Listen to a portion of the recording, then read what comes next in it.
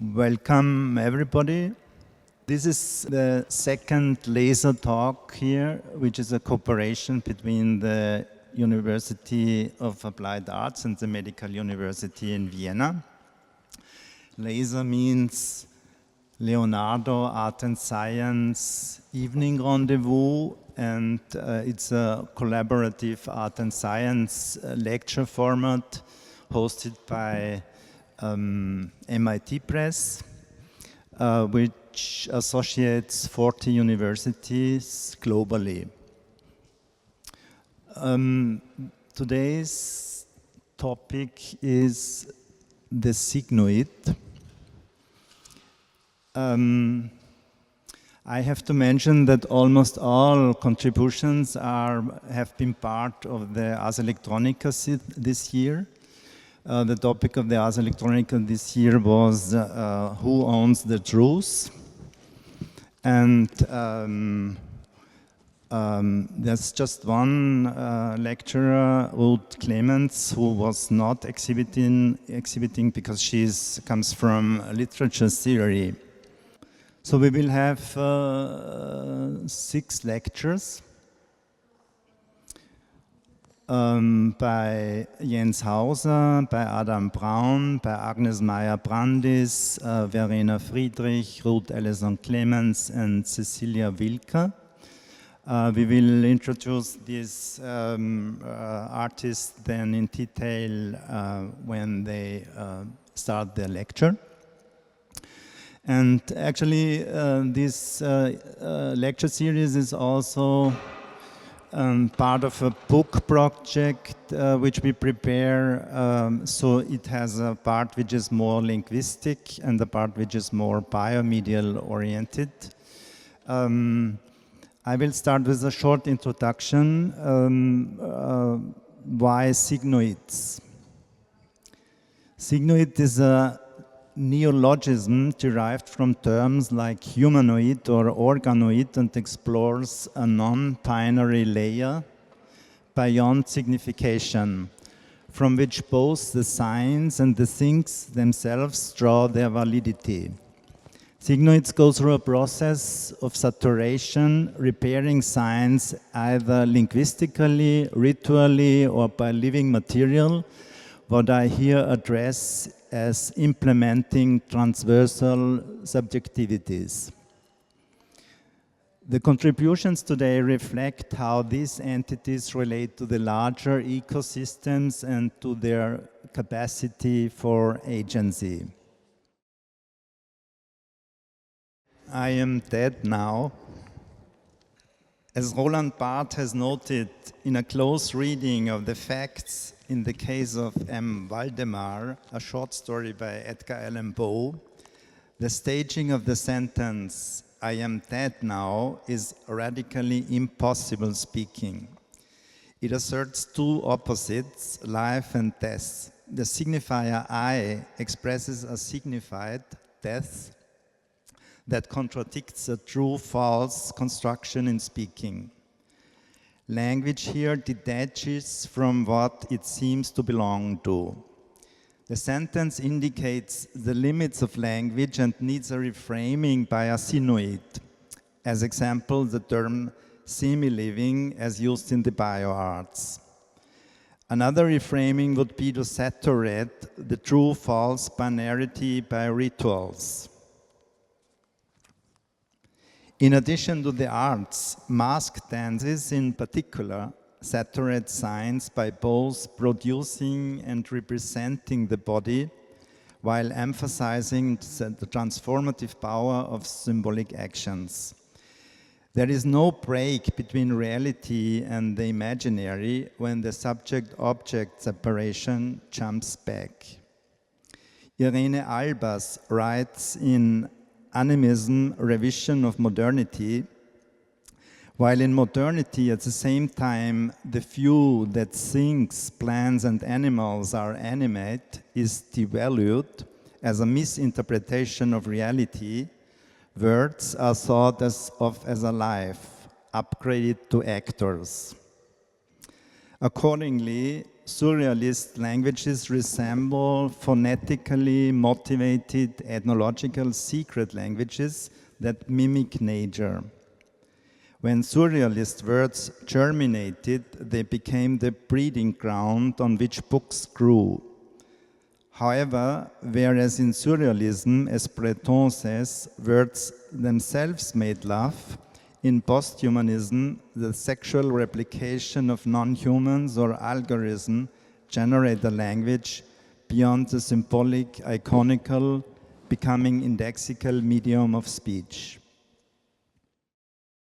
However, if language becomes indexical, as in Margaret Atwood's posthuman utopias, it may lose its symbolic capacity. Consistently, Atwood depicts a society which only needs their feces as nutrition, but loses its ability to symbolize. Humans only can speak about what they can materially touch. Reparative reading is an alternate to construct the complex identities of science. While a paranoid reading of the SIGNOID leads straight to Barth's interpretation of Waldemar, a reparative reading would exchange the N to an M to invite multiple meanings of the term. The sigmoid is both a mathematical function and a part of the gut. Both form a loop which is typically shaped like a Greek letter sigma, thus sigma and oid. Both enable to blend objects without discontinuities. Whereas the first can predict diffusions in ecology or language, the latter enables to expel gas without excreting feces simultaneously. Its curving towards the rectum finally leads to Eve Kosowski-Sedgwick's queer work is the rectum straight, emphasizing the limitations of binary oppositions in understanding sexuality. So I would be happy to read today's contributions against these non-binary layers, reflecting on the saturation of science towards SIGNOIDS or sigmoids. And I will hand over now the microphone to Jens. Jens is guest professor at the Karlsruhe Institute of Technology and is a researcher and curator, and will now relate the idea of the signoid to the idea of biomediality. Thanks, Klaus, for this welcoming works, for these kind of quite challenging concepts of the signoids and what is behind that. I'm waiting also for the slides to come over, but maybe it's good to at first also name the participants of the panel again. So Adam Brown, Agnes Meyer-Brandis, Verena Friedrich, Ruth Alison-Clemens and Cecilia Wilka are going to participate in this panel today. And it was a kind of coincidence together with the Ars Electronica Festival, where we have been much around biological arts in which the material processes themselves make sense. Life makes sense, so to say. And when I try to connect the very notion of what Klaus has called the signoid, maybe this relates to something which has been inspiring me quite lately, or well, since 2004 in my practice. And this is the concept of biosemiotics. For the first time, I met this amazing guy on a panel together at the Goldsmiths College conference about evolution. It was a Henri Bergson related conference to creative evolution. And biosemiotics was a field that was not so known at this time, but it's becoming increasingly important and popular among the arts. And we've seen a lot of artists, especially dealing with biosystems that assign qualities of semiosis, of sense making, but not in the sense of what we humans understand by deciphering a message, but rather to just come over this dominance of information discourse. So it's not important what information is sent out, but it's important whatever instance is interpreting. So it's about interpretation rather than information, and this, of course, sets, the whole system back to zero in a certain sense. So I would like to start just with a quote from Jesper Hoffmeier from his book that I highly recommend to read. I think not many people in the arts and culture scene have read this book, and because he died in 2019, and I think this is also a kind of homage, and I think lots of this thinking can be inspirational for us. So, of course, biosemiotics is not invented by Jesper Hoffmeier, but this is the whole Tartuffe Copenhagen school of biosemiotics that had emerged from early kind of Bertalanffy, Uexküll, and later Seaborg from the 60s, thinking that other than human systems make sense, can interpretate. So, according, and I'm quoting Hoffmeier here, to the biosemiotic perspective, living nature is understood as essentially driven by, or actually consisting of, semiosis, that is to say, process of sign relations and their significations, or function in the biological processes of life. And another Danish biosemiotician, Claus Ermiche, has suggested the following as a definition of the concept of biosemiotics. There are 4 scales in that. So biosemiotics properly deals with sign processes in nature in all dimensions, including, first, the emergence of semiosis in nature, which may coincide with or anticipate the emergence of living cells. Second, the natural history of signs, that there is a kind of natural history of what makes sense in nature. Then third, the horizontal aspect of semiosis in the ontogeny of organisms, in plant and animal communication, in the inner sign functions in the immune and the nervous system, for example. And then only, as a 4th step, the semiotics of cognition and language, which we human animals very often take for granted as being a sign of exceptionality. And this is something that leads to the idea that the biosemiotic idea implies that life on Earth itself manifests into a global and evolutionary semiosphere. And this is a sphere of sign processes and elements of meaning that constitute the frame of understanding within which biology as a discipline also must work. And Hoffmeier describes then the semiosphere like an atmosphere, like a hydrosphere or a biosphere. So it permeates these spaces from the innermost to outermost reaches and consists of communication that can be sound, scent, movement, colors, forms, electrical fields, various waves, chemical systems, touch, and so forth. In short, the science of life. This is why the book is also called An Examination into the Science of Life and the Life of Science. And the life of science is very much connected to the PEAK project that is also at the basis of this laser talk.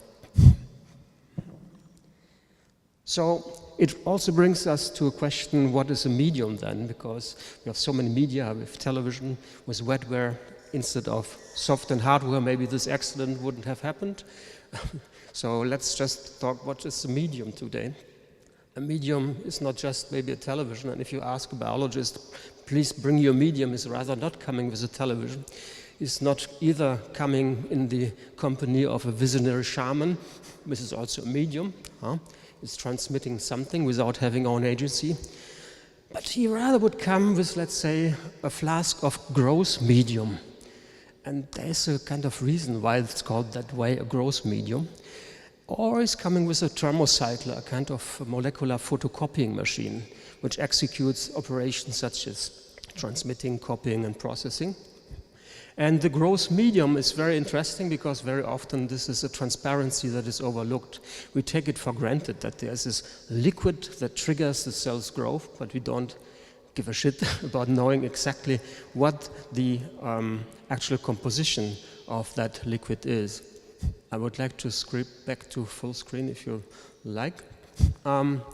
So what a medium is, of course, is has a long history. And if you want to read this history, go back to this text from Leo Spitzer, Milieu and Ambience from 1942. And Milieu and Ambience is interesting because it pays attention to the milieu. So the computer is not the only medium, it's not the last medium, it's not digital media that's the last media, but rather there is metaxy in Greek that translates into media. And then from physics, the very notion of media comes to biology, and only then from biology to sociology, to communication science, to computer science, and so on. And very often forget about this etymological development. And this is interesting because we now talk about the gross medium is something that doesn't have a form. That's why we look through it. And what our science about is very much about the middle function of what Aristotle has already depicted in this wax seal metaphor. I don't know if you remember that, but this is being picked up by a lot of contemporary and historical media philosophicians, starting with Fritz Heider. And this is the very concept of so-called loose coupling. I'll go back to here. So loose coupling is meaning that you have a kind of softness in the media that has no apparent agency, but that the softness of the media permits that something hard gets impregnated in the medium as a form. So there is a softness to hardware's metaphor. And this is interesting because alphabets are soft systems that can form whatever message with just 24 characters. Maybe pictograms are that flexible. So alphabets such as gross media are media because they are softer than the message that they impress. And you can transmit the message and have the abstraction between the matter and the message. So you transmit in the wax the form of the seal, but not the materiality of the seal, just the imprint of it, which is a kind of indexicality, as Klaus already stated. So this loose coupling is then applying to whatever the medium is. And then in media theory, it goes from the 20s text of Fritz Heider, talking about Ding and medium. Then it translates into Vienna-based philosopher and a good friend and colleague of mine, Walter Seiter, in his fabulous book, Die Physik der Medien, a very overlooked kind of piece of media theory, because media theory is so digicentric today that we forget about the materiality. And last but not least, also about Nikolaus Luhmann, we translate the medium on form, which is an extrapolation in system theory. Okay, having said this, this is a piece that is very important in art history of contemporary biomedia art, the victimless leather piece of supposedly growing victimless garments by Symbiotica Tissue Culture and Art Project. And it's supposedly growing, well, it's growing living cells together. And there's this dropping liquid, and it's called victimless leather. So, but the medium is a message here, because the medium is not victimless, because you need fetal calf serum in order to feed that jacket. So in fact, the gag is in the title. Yeah, you have to actually kill a cow and to get the serum out of the calf's heart in order to produce the serum, and then the serum is just abstracted. So here you have a piece where the medium, but the growth medium, so to speak, the milieu is a message, right? So we can distinguish when we talk about media today and biomedia, biological media as milieus, such as enabling conditions, and they are getting very important also in a lot of artworks that I'm talking about, Adam Brown's bacterial cultures and so on. Then we have, of course, biomedia as means, so means of transformation, of processing, of transmitting, of storage, and so on. But also we still have media as tools for measuring, such as microscopes, telescope, and so on, where one entity is telling us something about another one. So in tissue culture, the medium here is the milieu. It's an enabling condition, like in this case. Media is means when, for example, here in 2011, in the exhibition I co-curated with Markus Schmidt, sitting here in the first row at the National History Museum, about the ethics of synthetic biology. There was this piece by Joe Davis, for which he was later on awarded the Golden Nika at the Ars Electronica Festival, and to grow a living radio. Based on transgenic processes with bacteria that were able to plate a metal circuit to actually grow a primitive crystal radio. So here the bacteria have been transformed and they can carry out operations. Then we have media of biology, such as gel electrophoresis. This is the case of Paul Van Nuys's work, where he's cutting with enzymes rows of DNA to actually paint images not from DNA, but out of DNA, so the material signifier becomes the message as well. And then we have this piece, and Klaus asked me specifically to actually talk about this example of frogs as media. And this is a piece, I think it's my first biological art piece when I was living in New York. I bought from Ballon Ballangy, and Brandon Ballangy, in this project about species reclamation, is trying to regrow an African extinct frog, which has been extinct due to pollution and human action, and growing it backwards, so to say, from neighbor species to find the original phenotype.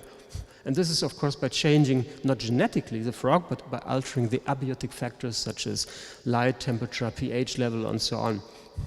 And another case is that he's looking for how the milieu, even with chemicals and so on, with heavy metals, is transforming actually the frog, and the frog becomes an indicator. No? So the frog becomes an indicator of environmental pollution, or in this case also then Ballangy is reenacting the processes found in nature in laboratory conditions, so the frog itself becomes the medium. And I have articulated this thought a little bit further in this special issue of Tierstudien about how the frog became a medium.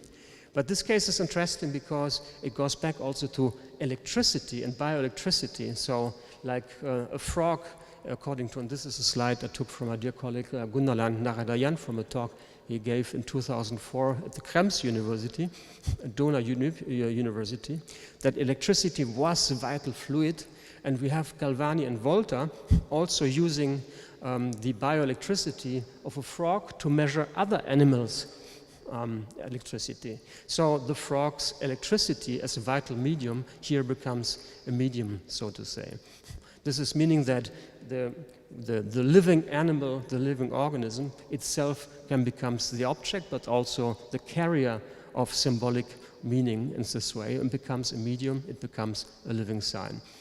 And in this sense, I wanted to open up and to just contextualize a little bit what Klaus Medi articulated as a SIGNOID. So we're talking about the life of science and the sign of life. And this is maybe a good introduction to introduce the first speaker. We're just here still with the introduction. And I hand over back to Klaus for announcing the first speaker.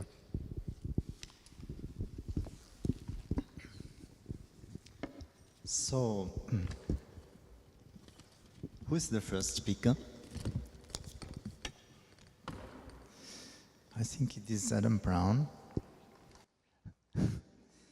Adam is a full professor of media arts at Michigan State University, and he's an intermedia artist.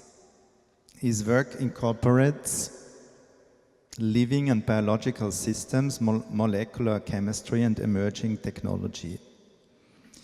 In this project he will be presenting, he investigates the influence of invisible microbial agents on human history and its belief systems. In Miracle on Demand, he uses a microorganism that grows on bread and produces a viscous fluid that is very similar to blood. Hello, Adam. Hello, can you hear me?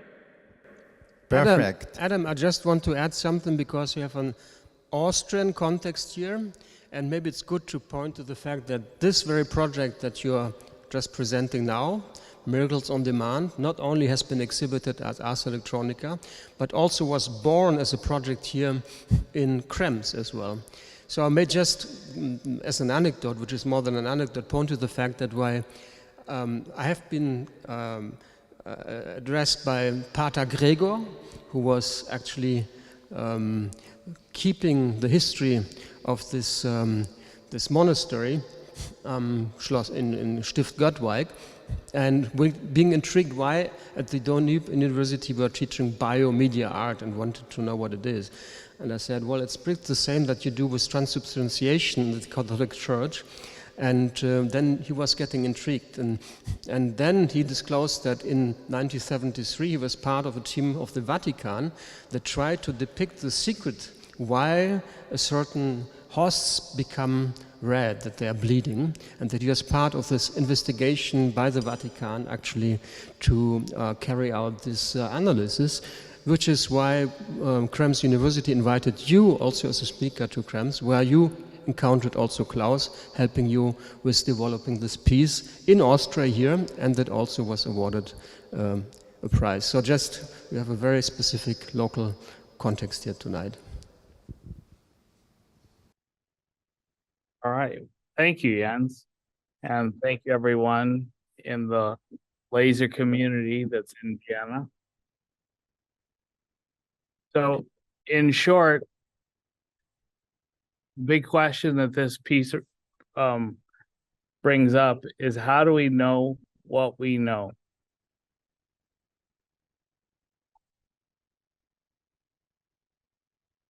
For centuries, the great monotheistic religions, such as Catholicism, proliferated stories about autonomous human mastery over all other organisms.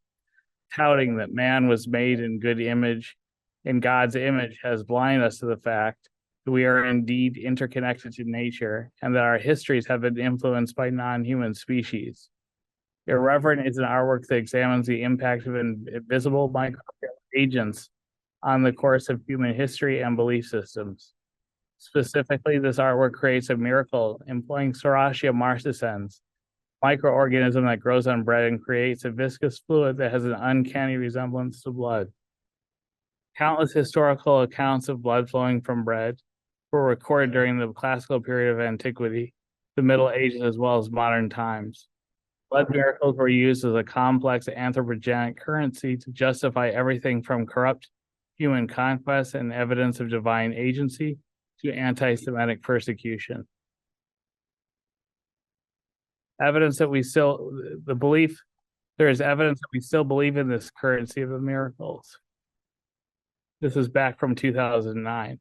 And next I'm going to show you a video from 2019 in Buffalo, New York.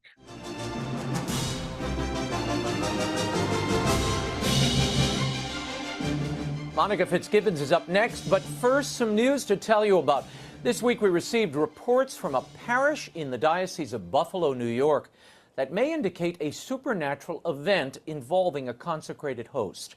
Diocesan leadership has apparently declined to investigate the matter further. Now, the Church has a long history of investigating Eucharistic miracles or purported miracles.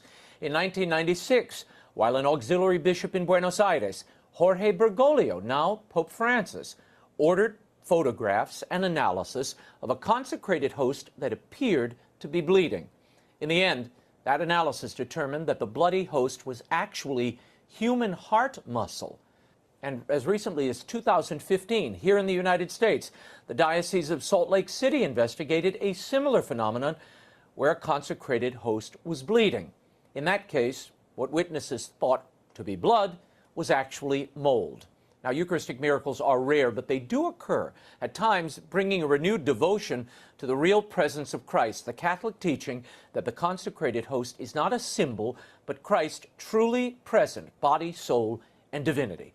Joining me now is an eyewitness and a former parishioner at the parish where this all happened, at St. Vincent de Paul Parish in Springbrook, New York, in the embattled Diocese of Buffalo. Lisa Benzer is the Director of Religious Education, and Mike Bentz is a theologian and former parishioner. Thank you both for being here. Now, as I understand it, in mid-November, a host was inadvertently dropped on the ground at Mass, and a church deacon placed it in a receptacle in water to be properly disposed of later. Then on Friday, November 30th, the Eucharistic minister noticed something unusual about the host, and we have the image up now. Lisa, you were among the first eyewitnesses.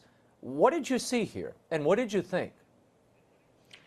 Just to clarify, I was there about 15 to 20 minutes after the Eucharistic miracle happened. So, but I will tell you my account.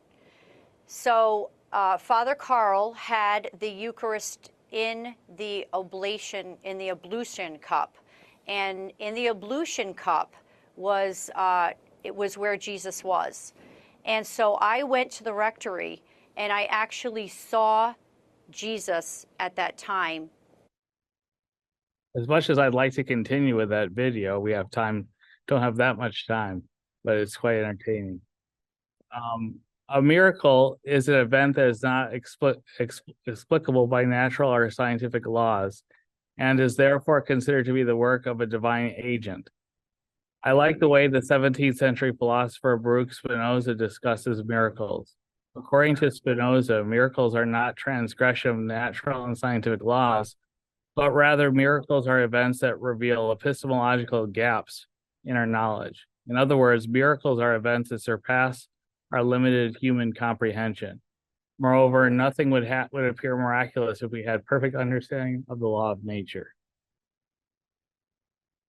Over 2,000 years ago, the ancient Phoenician city of Tyre, now Lebanon, was a thriving commercial center featuring a prominent Mediterranean harbor.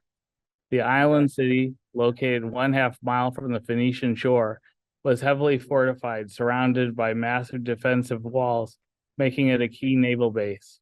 In 322 BC, when Alexander the Great on the famous march was denied entry to Tyre, he decided to besiege the city. The Macedonians under Alexander worked for 7 months to build a causeway to the island from the mainland so that their catapults could breach the walls. The weary Macedonians, laboring to finish the causeway under constant rain of arrows and stone balls, were going to give up if it were not for an omen. When the Macedonian soldiers broke bread, drops of blood trickled out and dripped onto the floor. The presence of blood was read as an omen prophesying the destruction of Tyre. Quintus Curtius Rufus, the Roman historian in history of Alexander the Great, also chronicled this information. The Macedonians completed the causeway, captured Phoenician ships, stormed Tyre, and killed 8,000 Tyrian soldiers and 30,000 into slavery, and left Tyre in ruins. This is just one example of many reported throughout antiquity citing the miraculous appearance of blood on food. Many microbiologists agreed that it's likely that the appearance of blood, at least in part, was due to a microorganism invisible to the eye. And this is Tyre today. So all because of the involvement of a microbe, or the performance of microperformativity of a microbe. Countless historical accounts of blood flowing from Eucharist bread were recorded during the Middle Ages. Starchy host bread within the damp walls of the medieval churches must have made an excellent incubator. In the Church of the Holy Christina, as a priest was blessing elements of Holy Communion at the same time, doubting the truth of the transubstantiation, or the turning of bread and wine into the body and blood of Jesus, drops of blood fell on the linen robes. He attempted to hide the spots by folding his robes. This caused more bloody figures to appear, and Raphael commemorated this event in a fresco painted in the Vatican titled The Mass of Bolsena in 1508. Bleeding hosts were used as cultural currency and proof of the transubstantiation of Christ. An alleged desecration of the host by Jews in Sternberg, Germany in 1492. As a result, 26 Jews were burned, and this was commemorated in a German woodcut that you can see here. In 1247, in Berlin, a myth was spread about the Jewish community and reports of blood on communion wafers. In Germany, a woman removed a consecrated wafer from their mouth and sold to the Jews who stabbed the host, causing it to bleed. Similar reports of bloody communion wafers may have served as the basis for the persecution and execution of Jews for more than 200 years. This brings us to the Gottweib Abbey in Krems, Austria, where Father Gregor that was mentioned by Jens Hauser. With the help from Lucy Strecker and Klaus Spies, I met with Father Gregor and had many discussions about where to look for these blood miracles. And one of the main places that we settled on was Polkow Church of the Holy Blood, and the main altarpiece that was erected in 1338.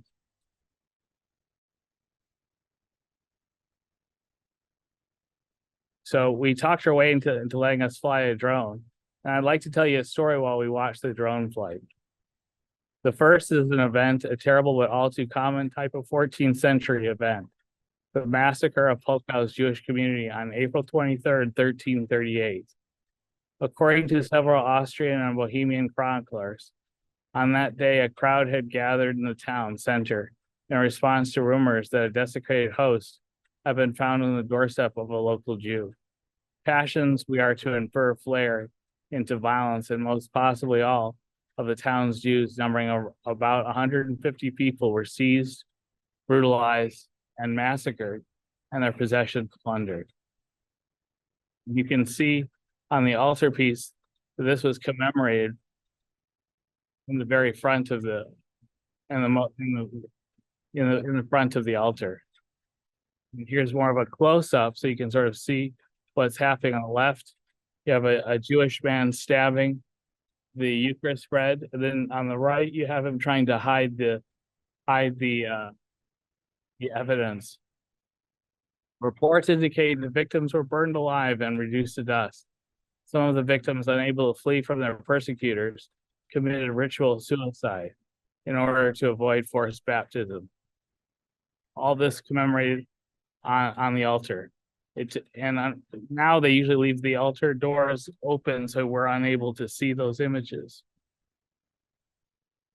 Serratia marcescens is very likely the culprit.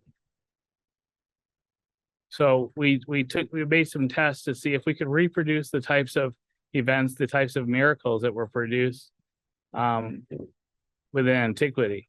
And so in here we inoculated some bread. And you'll see now my assistant opening the bread, and we'll see the bleeding host in the middle, much like the story of Alexander the Great.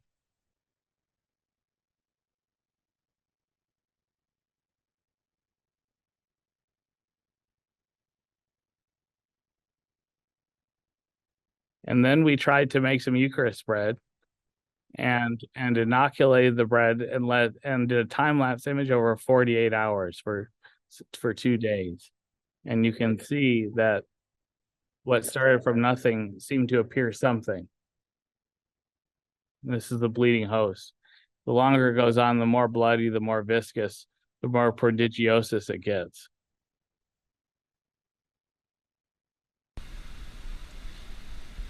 We learned how to make the Eucharist bread and purchased a Eucharist bread maker from Rome. And you'll sort of see a little bit right now how the production is made. I can't really tell anyone what to do. It's mostly just flour and water.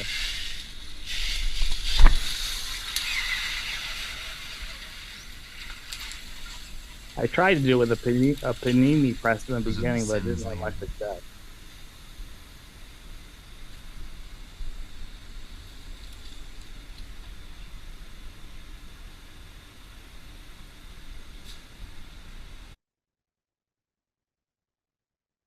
Physically, the installation consists of a bioincubator inspired by medieval Catholic monstrances. A Eucharist host is placed in the oculus, or the viewing center, and then microdroplets of media containing a strain of S. marcescens are delivered to the bioincubator. Over the course of 2 days, the inoculated host will incubate the microorganism, causing the bread wafer to bleed, thus producing a miracle on demand, similar to those seen in churches centuries ago. The installation tends to destabilize human exceptionalism by questioning how human entanglement with other species shape our histories, our stories, and our myths, and therefore redefine our ontological status. And you can see it comes with its own kit too that we can transport from place to place. So the materials in the monstrance itself is Teflon plastic, because Not even Jesus sticks to Teflon, right? So these are indexical materials of the sciences that we're using now. And ironically, on the picture on the bottom left, almost looks like a dove where it ate through some of the bread there. And you can see on the right, that's the image of the incubator beneath, within the pedestal, producing the material, producing the mucilaginous prodigiosin, or the blood made by the microbe. And here's a very bloody one on the left. That one got pretty juicy. And on the right, you can see sort of under the hood in the incubation system.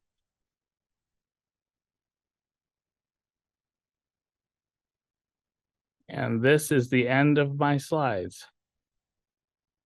Thank you very much.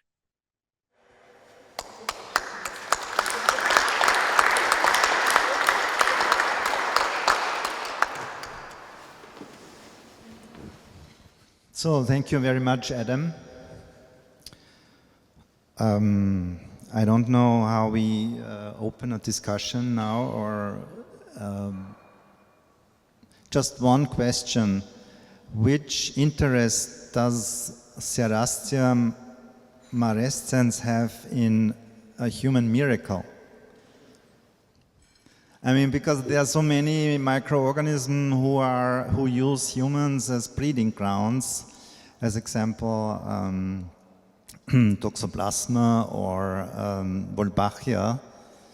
And so that's my question. Does Serratia marescens have any kind of interest in a human miracle? Well, if I understand the question, the miracle, or the idea of the miracle, is a human one, right? So that's what we believe. And Serratia marescens just happens to produce this material, this biofilm of mucilaginous prodigiosin. And so am I getting at the right question here, Klaus? No, but for me it's interesting on the one side because a miracle is a deeply anthropocentric expression, same like language. But if a microorganism is interested in, because many organisms are very manipulative, and then these manipulative organisms, in case of Wolbachia, lead to sexual shift in humans. I mean, which also could be a miracle for humans if they are going to be sexually shifted. Or Toxoplasma effects on depression and leads to suicide. Which also actually is a human miracle. But I'm just thinking about this idea of how human anthropocentric expressions encounter the intentions of microorganisms. I mean, like you said, I think we project into the microorganism what we want to see, or what we believe. It does cause nosocomial infection in people, though. It was used by the U.S. military and as an indicator to see what would happen if there was a bioweapons attack back in the 1950s. So they sprayed San Francisco Bay with this bacteria and saw what would happen. Unfortunately, because of the amounts of these bacteria, this monoculture, it caused some problems and caused some people to die in local hospitals. So in that regard, you know, it can be considered an infectious agent. But on the other hand, it can also be seen as a miracle of Christ or of God by some. And some, but even if you believe in the miracle, and that the placement of the bacterium is what's causing the miracle, does it reduce the fact that still is a miracle? If that makes sense.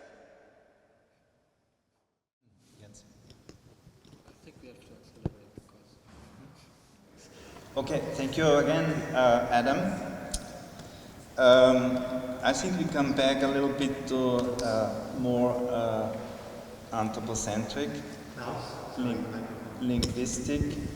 linguistic expressions, which means that Ruth Clemens will continue. Ruth Clemens is a lecturer in literary studies at Leiden University Center for the Arts in Society and also at Utrecht University. Her work focuses on modernist literature and aesthetics, feminist new materialism, post-human theories of language and translation, textual materiality and book history, and Deleuze. She posits the interaction between a sign system belonging to two different realms is not framed as a problem in need of resolution, but rather a productive untranslatability. And she contributed to the book More Post-Human Glossary by Rosi Braidotti, and I think she also works together with Rosi Braidotti. True? Hi, Ruth. Hello, hello. Can everybody hear me? Sound good? Yes? Yes. Okay, excellent. Right, I just want to start by saying thank you for the invitation. I'm so excited to be here and see everybody's work. As Klaus said in the introduction, my background is in literary studies, especially, and I started off thinking about multilingual literature, translation, and then I started to think about multilingualism and translation more broadly as I started researching the post-human, and I'll talk a little bit about two guiding concepts in my own research. The first one is linguistic incompossibility, and the second is quantum reading. So I don't have a PowerPoint, but I do have this one slide, this sort of image that is behind me in my background. This is a photograph of the shell of a Leoconcha hieroglyphica, which is a species of saltwater clam, and it's found in the oceans around the Marshall Islands. There are some specimens with these kinds of hieroglyphic patterns on the shell, such as this one, hence the name Leoconcha hieroglyphica. In the shell human reading machine, there's this entanglement of agency. So we have the shell's agency and its potential to make our brains see a kind of asemic script in this patterning. Oh, that's my dog barking. It's no human language coming through. It's because my partner's coming home. And he's coming through the door now, I think. So apologies for the disruption. Can you hear me okay, or is the barking too disruptive? Yes. Okay, good. I can't tell how loud it is. Okay, so here with the shell, we have this kind of the shell's agency, right? Its potential to make our brains see a kind of asemic script, thanks to our human familiarity with forms of written text. The type of fractal patterning we see in the shell here could be classified broadly as a Sierpinski triangle, right? A structure in stages of increasing complexity created by the symbiotic and agential systems of mollusk, that is the mollusk of the clam, cells, molecules, and environment. At the same time, and I'll return to this phrase, at the same time it is material as it is informational, right? And this is thinking about how codes and matter are co-emergent, so codes are material and not mere abstractions.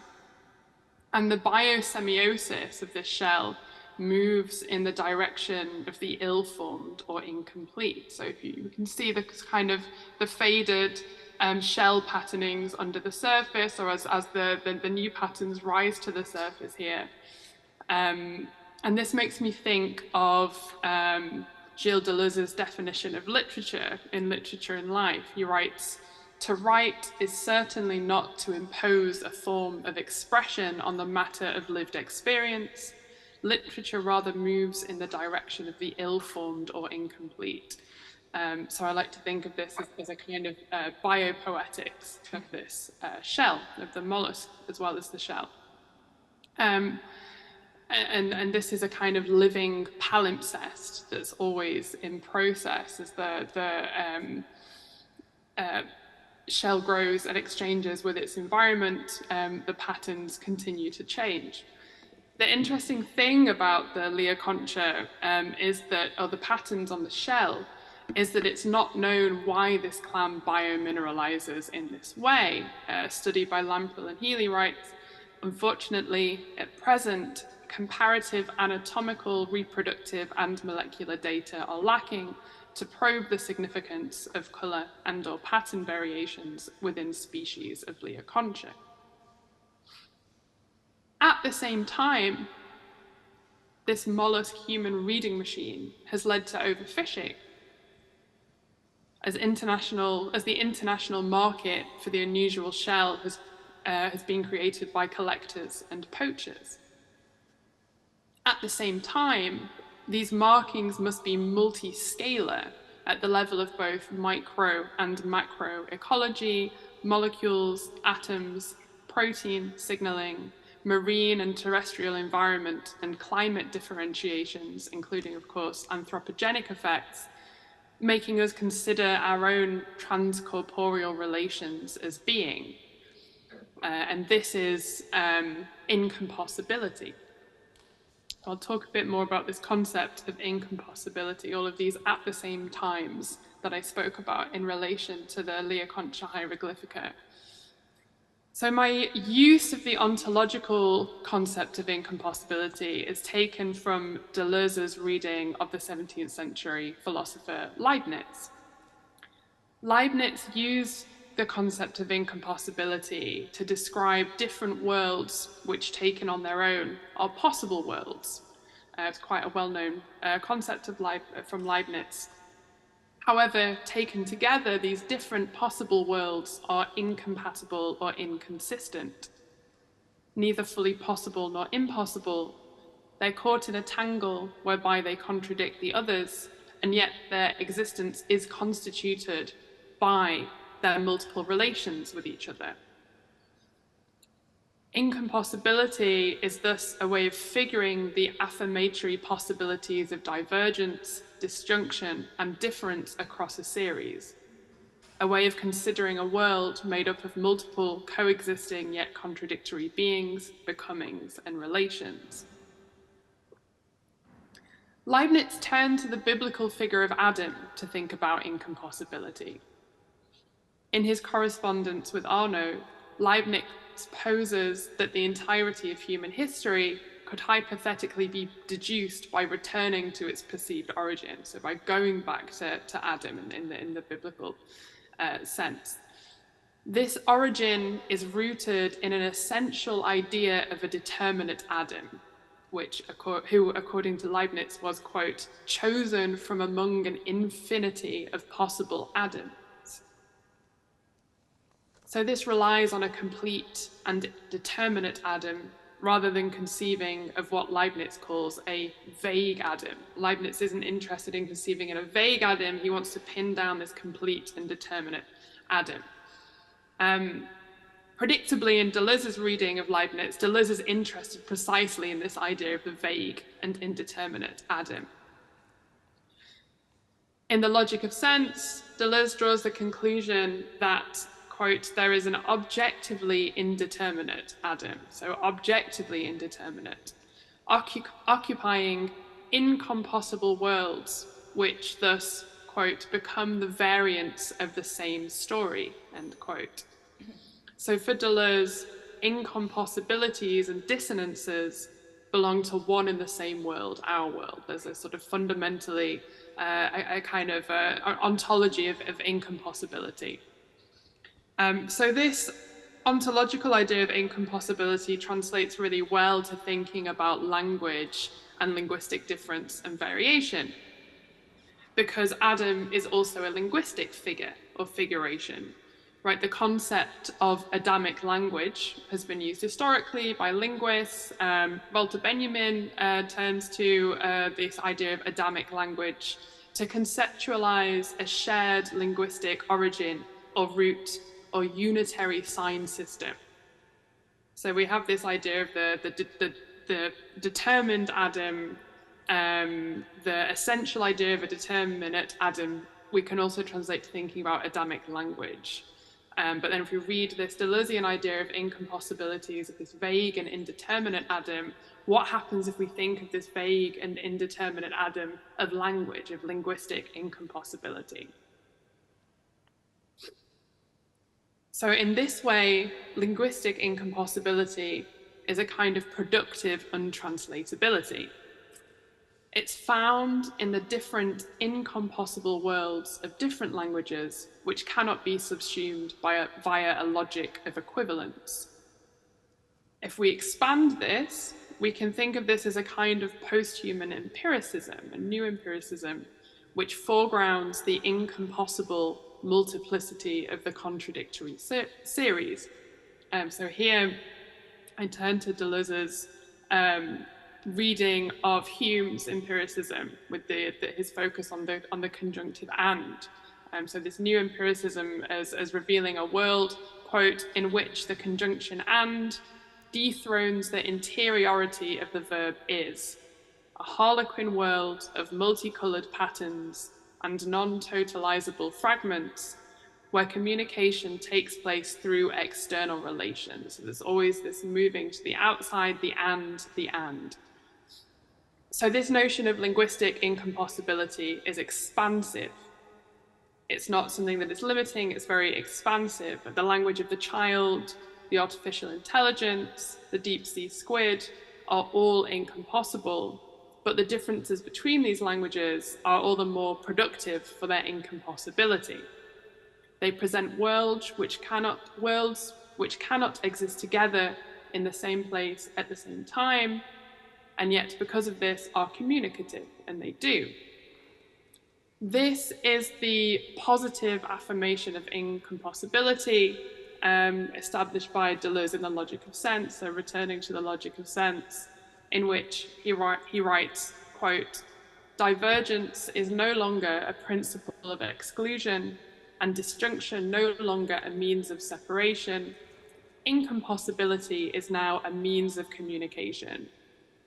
So I want to think about how incompossibility can be a means of communication, thinking expansively about sign systems and especially through biosemiotics, especially thinking with this with the Lea Concha hieroglyphica. I come from literary studies, so the question for me is also a methodological one necessarily. So how do we read incompossibly? How are we attentive to this incompossibility as a means of communication in the way that we read? And the methodology that I'm starting to think about, that I'm starting to develop for reading incompossibly, a way of reading with this conjunctive and, is what I call quantum reading. So quantum reading is a concept, a kind of traveling concept that I take from computing and a quantum computing and align it with the musicologist Pauline Oliveiros's methodology of quantum listening. And this, the essay Quantum Listening was republished in an English edition in 2022. So thinking more about quantum listening, this is a series of practices developed by Oliveiros. And Oliveiros writes that listening is a voluntary process that through training and experience produces culture. Sorry, Ruda, I don't want to interrupt you, but actually yes? I have to, because we are running out of time. Okay. Jens, do you have any... How many minutes? How many minutes do I have?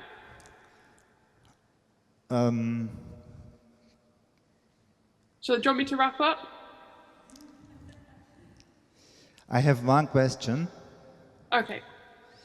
do you want to relate your incompossibility in some way to Adam's lecture, or to the idea of indexicality versus iconicity? I mean, because, you know, Adam, his work relates in some way miracles in a causal way to this bacteria, but it's a lot about causality.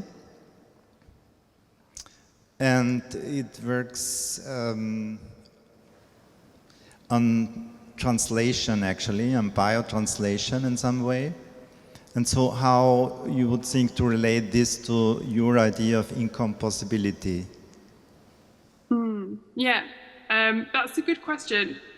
I think for me, there's an interesting linking thread in this figure of Valdemar, right, that you talked about in your introductory talk, because there's also something miraculous about Valdemar as being so Valdemar is mesmerized, he's dying, and he's mesmerized as he's dying, and then beyond the point of death, he's able, through being mesmerized, to say, I am dead.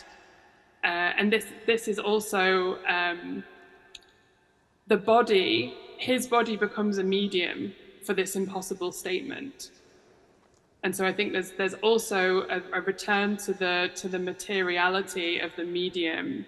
And of course, I suppose that there's a link there with mesmerism and galvanism, and you know, they're all part of the same group of scientific practices in the 19th century of thinking about the life force that electricity itself also as a biological medium, or rather as something which flows through a biological medium.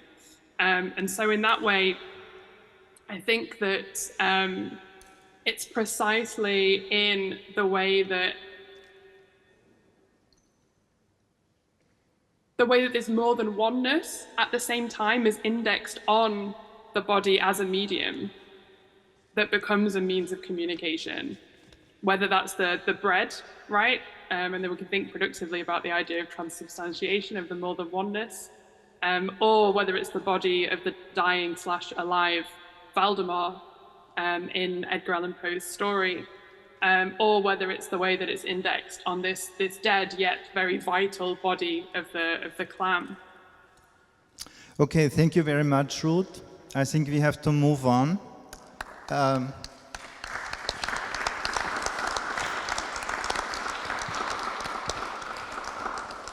Jens, do you want to introduce our next speaker, Agnes?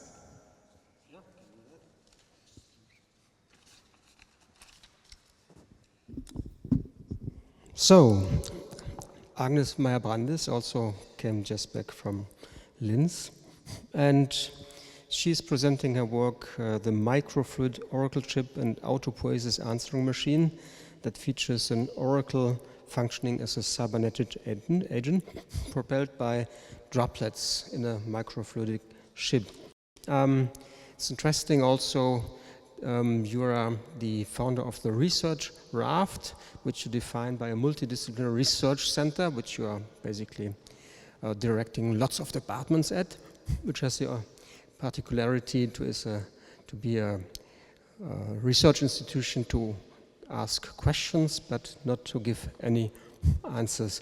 So you delegate the giving of the answers to the oracle, and the oracle is actually based on micro-performative principles which depend on the density and the fluidity of the device.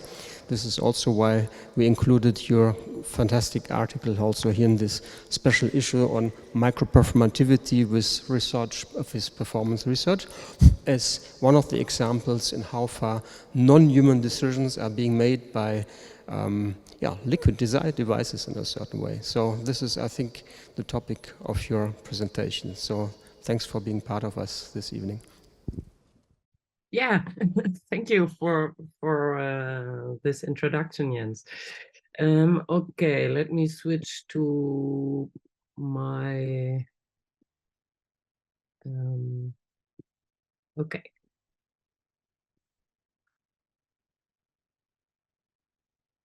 So let's start. Yeah, you already mentioned the institute. I will give a very short introduction into my work in general, and then look into the microfluidic oracle chip and autopoiesis answering machine. So as an artist, I'm working at the experimental edge of art science with new and old technologies, exploring the zone between fact and fiction, fantasy and technology. And in 2003, I have founded a small institute, the Research Raft for Subterranean Refology. And at that time, its main aim was to explore and confirm subterranean phenomena. But I have developed, or I'm developing tools to search, and with the help of these tools, visitors are able to perform type of field tests into hidden and possible worlds. So, but since 2007, I'm not only exploring deep down inside Earth, but also outside Earth and parallels in between.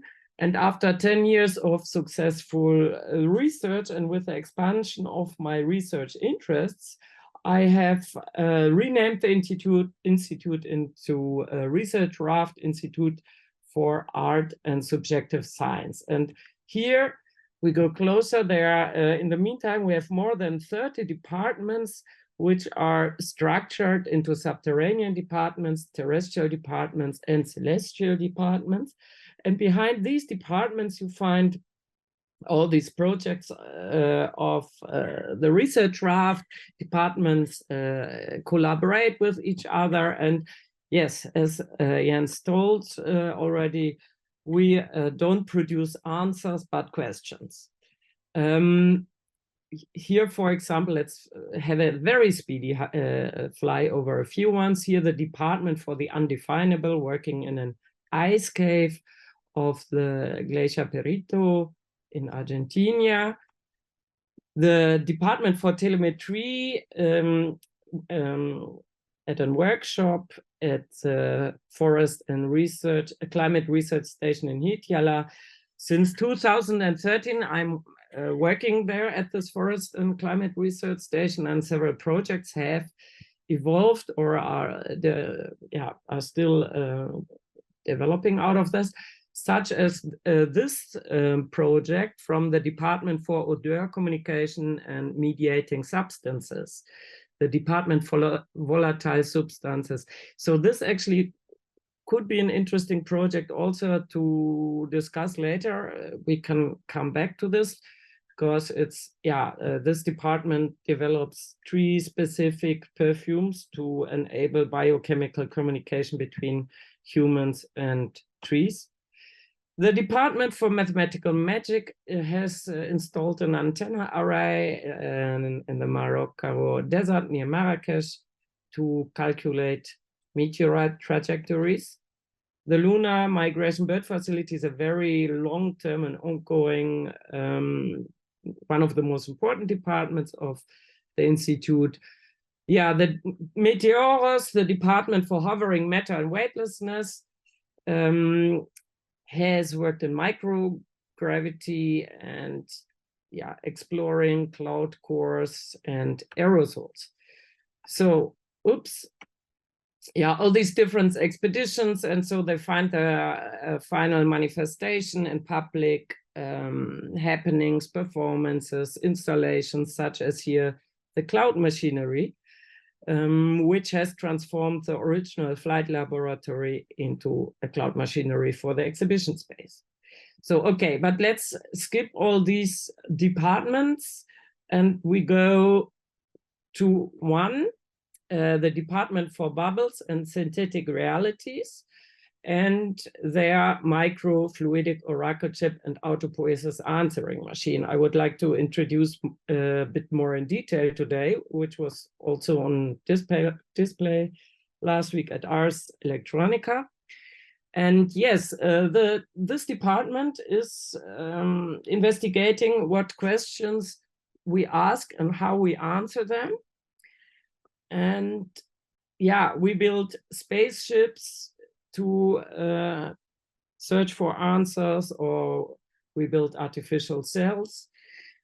There are lunar pathways or metabolic pathways we can follow.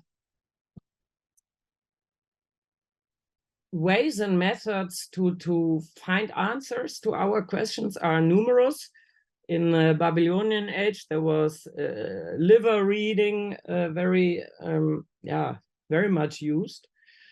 Or we analyze DNA, we read hand lines, and so on.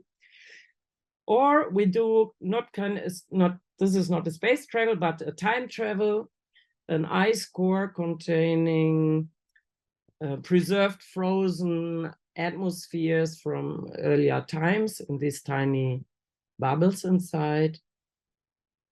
This is also a kind of time travel.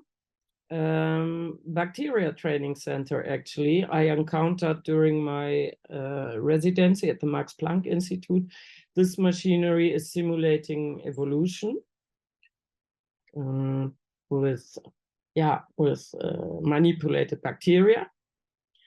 And when I was in residence at the Max Planck Institute, I also worked in a lab which investigates to build artificial cells, cell membrane systems, and for example, giant unilamellar vesicles, tiny systems and compartments to study how to build these kind of artificial cells and to insert further chemical pathways and so on. And they do this in this lab with the help of the microfluidics technology, which has actually many applications, especially in medicine. And when I was there, I then started to develop my own experiments. And what I first did was I collected questions from the scientists working in this synthetic biology labs, questions they encounter in their daily life. And then I transformed these questions into, I wrote them down by hand, in my handwriting. And then I transformed them into very, very tiny channels. So I built my own microfluidic cells, chips. And what you see here is one chip with containing two questions. One question is, did I drink enough today? And then we flush these questions. Let me see that here. So each question is an experiment of its own, actually. We insert special fabricated droplets, also GOVs, like I mentioned before. And in one of these drops, you can see here right now, one of these drops contain several hundred of these very tiny droplets, GOVs. And these droplets are then sent through the question itself, and that is what you can see under the microscope. So my handwriting is the channel for these droplets answering the question depending where they flow. Yes or no. And then there are all the chips. Okay, let's see. One Q&A session, on all of these chips, there are mostly one or two questions, and we send the droplets into one question. Depending where it flows, it comes out again at yes or no, and from there it goes to the next question, and so on and so on. So what you see here is a kind of endless Q&A session. Yeah, in the exhibition, visitors can also investigate one chip directly with microscope. Here, a view from last week. There is also a Q&A session projected at the wall in large. And yeah, let's, oh, it's not starting. Yeah. So there are many, many questions. I just show you, I don't know, 1 or 2 examples maybe.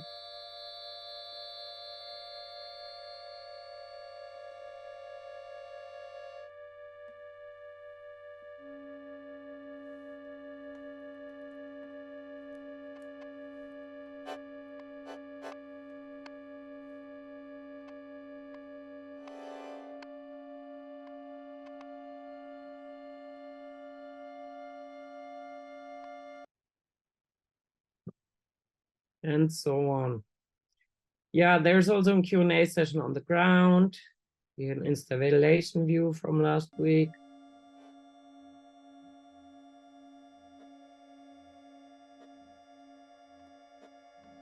Yeah, there were, so these were questions from the first versions from the scientists working in the synthetic biology lab.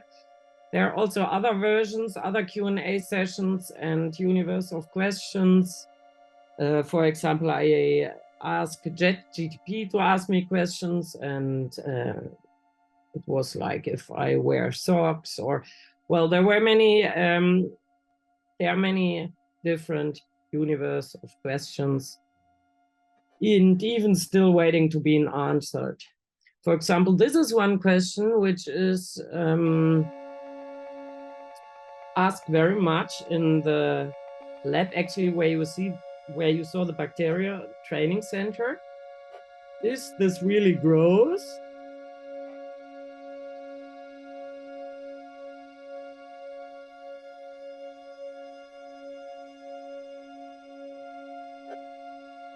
Or just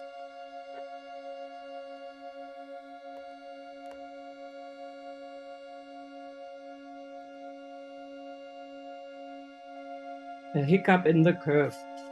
So Aaron, working in this lab,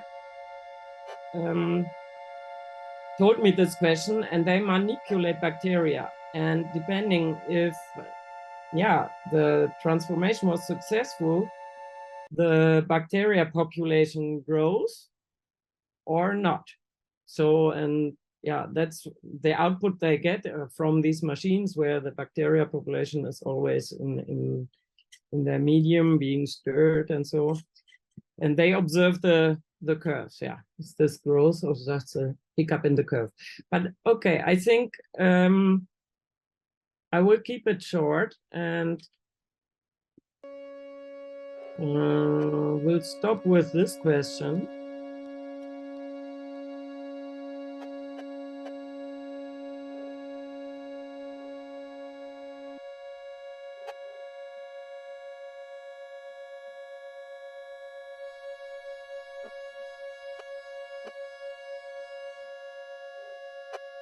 And the interesting thing is,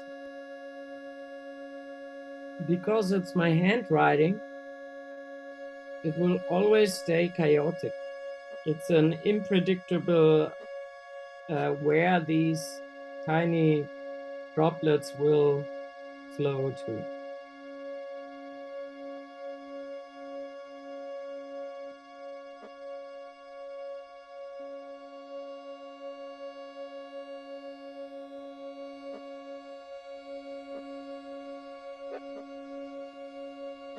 And there was also an interesting discussion between these different groups when being confronted with one universe of question and with this project, because there was a question, can we reproduce this? And then there was one scientist working with help of microfluidics, and he said, yes, of course. That's the reason why I'm working with microfluidics. That's I can control all the parameters. I can reproduce all my experiments. And then the other one from the other direction, manipulating existing systems, said, no, but this is not possible to reproduce because it's handwriting. It's always unique. Yeah, and a very interesting discussion evolved from this question. Okay, but I leave you now and have lunch because the oracle didn't say a clear answer. Thank you very much. Okay, thank you very much, Agnes. Well, I have to Markus, human organs on chips is your special field of research?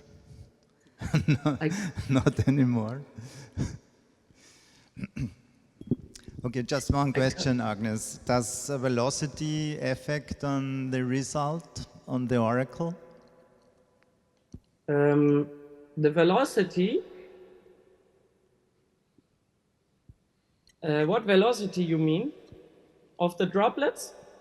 Yes, I mean, I just relate everything to language, and in case of language, in speech, there is a certain limit to velocity. And this ends in vocal fries, and then you cannot express yourself. It's just an idea how to relate a linguistic system which is embodied to your semiotic system, which is also in some way embodied. Yeah, the thing is, of course, it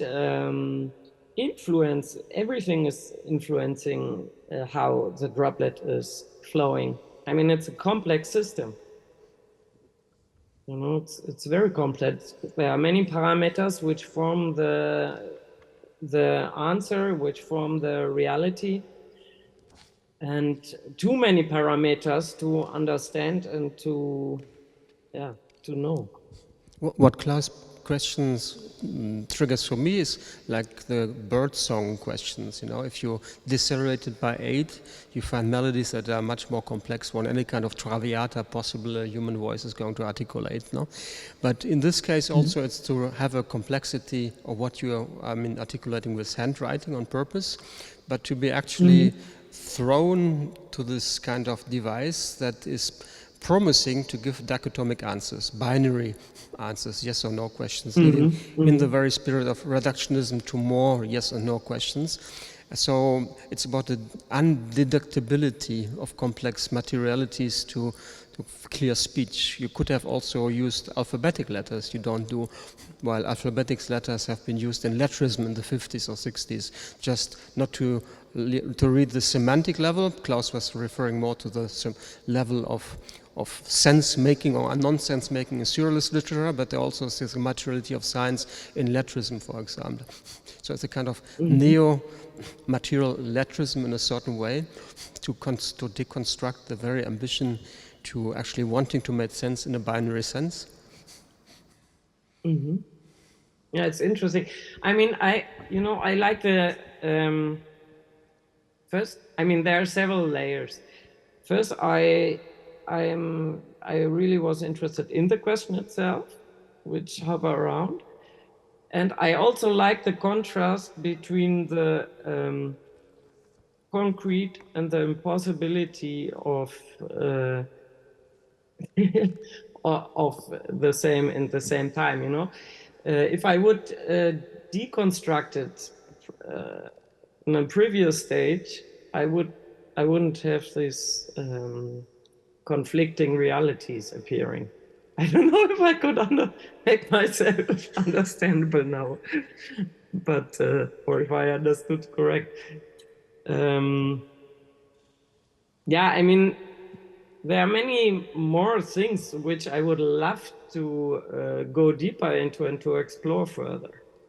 You know, have my own microfluidic kitchen in my studio and then explore this and explore this, produce many more experiments.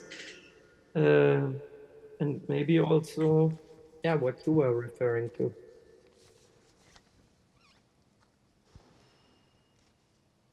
I don't know if I could answer this, but... Did the droplets react to the semantic meaning of the words? Hard to say. I think the droplets have their own intelligence, their own reality.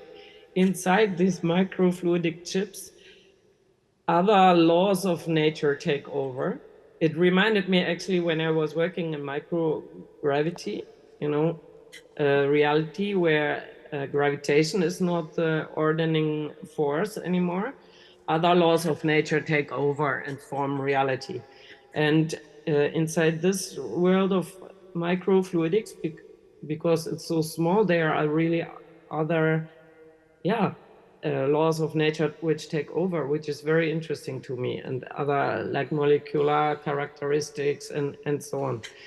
And making these GOVs and these droplets is also very, it's not so easy to make always the same droplets. It depends which polymers, which lipids we use to coat them. So it always starts also, you know, the droplets are always different. Sometimes small and they clump all together. Sometimes they have like, they seem to be perfect, but it's for me totally uncontrollable where they flow and what they do. So they do their own thing. It's out of my knowledge. And why they do it, I mean, I can call it laws of nature, but whatever that might be is another question, you know. In the end, also what we believe. Okay, thank you very much, Agnes. We have to move on. You're welcome. Thank you. Mm-hmm.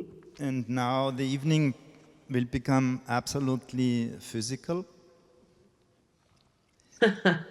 Okay. Yes, we have now the two speakers which are here in the room. Without technological transfer. So Verena, you will now introduce yourself. So, Verena's work has been shown at Ars Electronica this year. Of course, you are also an artist creating time-based installation, electronic, organic, sculptural media, and you have been also exhibiting at the Karlsruhe ZKM in 2005, and you also got 200 mentions at Ars Electronica, one in 2015 and one for 2023. Right now for Erbsenzähler, so bean counting, so to say, which is also delegating agency based on the judgment of natural systems to first humans, and machine learning comes in order to make sense of these human biases, which remain unexplained. So it's all about kind of techno and biological, other than human agencies that you're going to talk, I guess, with Erbsenzähler. Thanks for the introduction, because I basically kicked mine out to keep everything quite short. So yeah, I'm briefly going to talk about my project Erbsenzähler Quality Sorter version 2, which is the one that was presented at the Ars Electronica Festival until a few days ago. And for those who don't speak German, I guess I have to explain the term at first, especially also for our online visitors maybe. So the literal translation would be P counter. So on the image you also see P seeds, or in English, as you said, it is bean counter. Here's a bunch of so-called Erbsenzählers or P counters. That's just some stock image that I found at some point. Generally, it says that someone is nitpicky or overoccupied with small details, or someone who works with numbers, statistics, and finances, a bureaucrat, basically. But for me, the term also implied something larger, this P counter. So for me, it also generally stands for the quantification of life.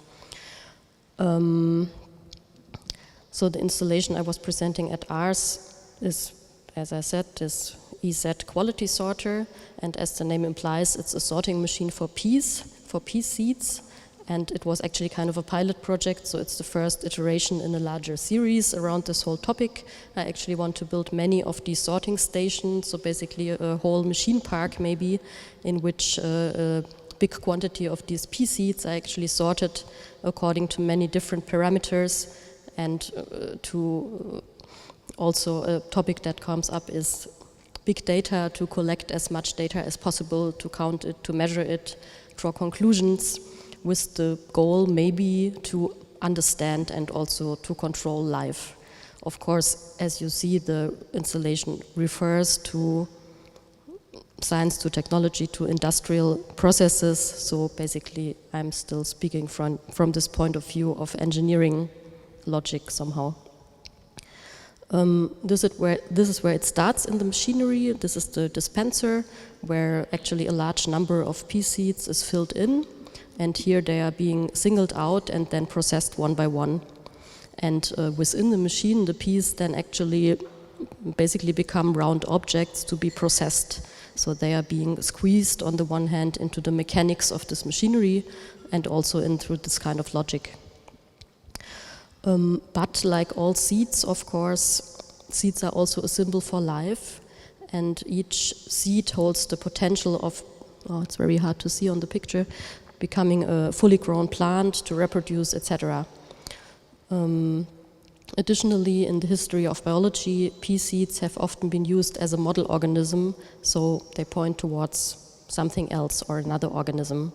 And also, just when I read the text, seeds can be also described as semi-living. They are somewhere between dead and alive. Okay, they are not really dead, but they can remain they can stay in a dormant state for a really long time. So maybe they are some kind of zombie or something like this. Yeah, so this may be about this symbolic character of the pea that I used there.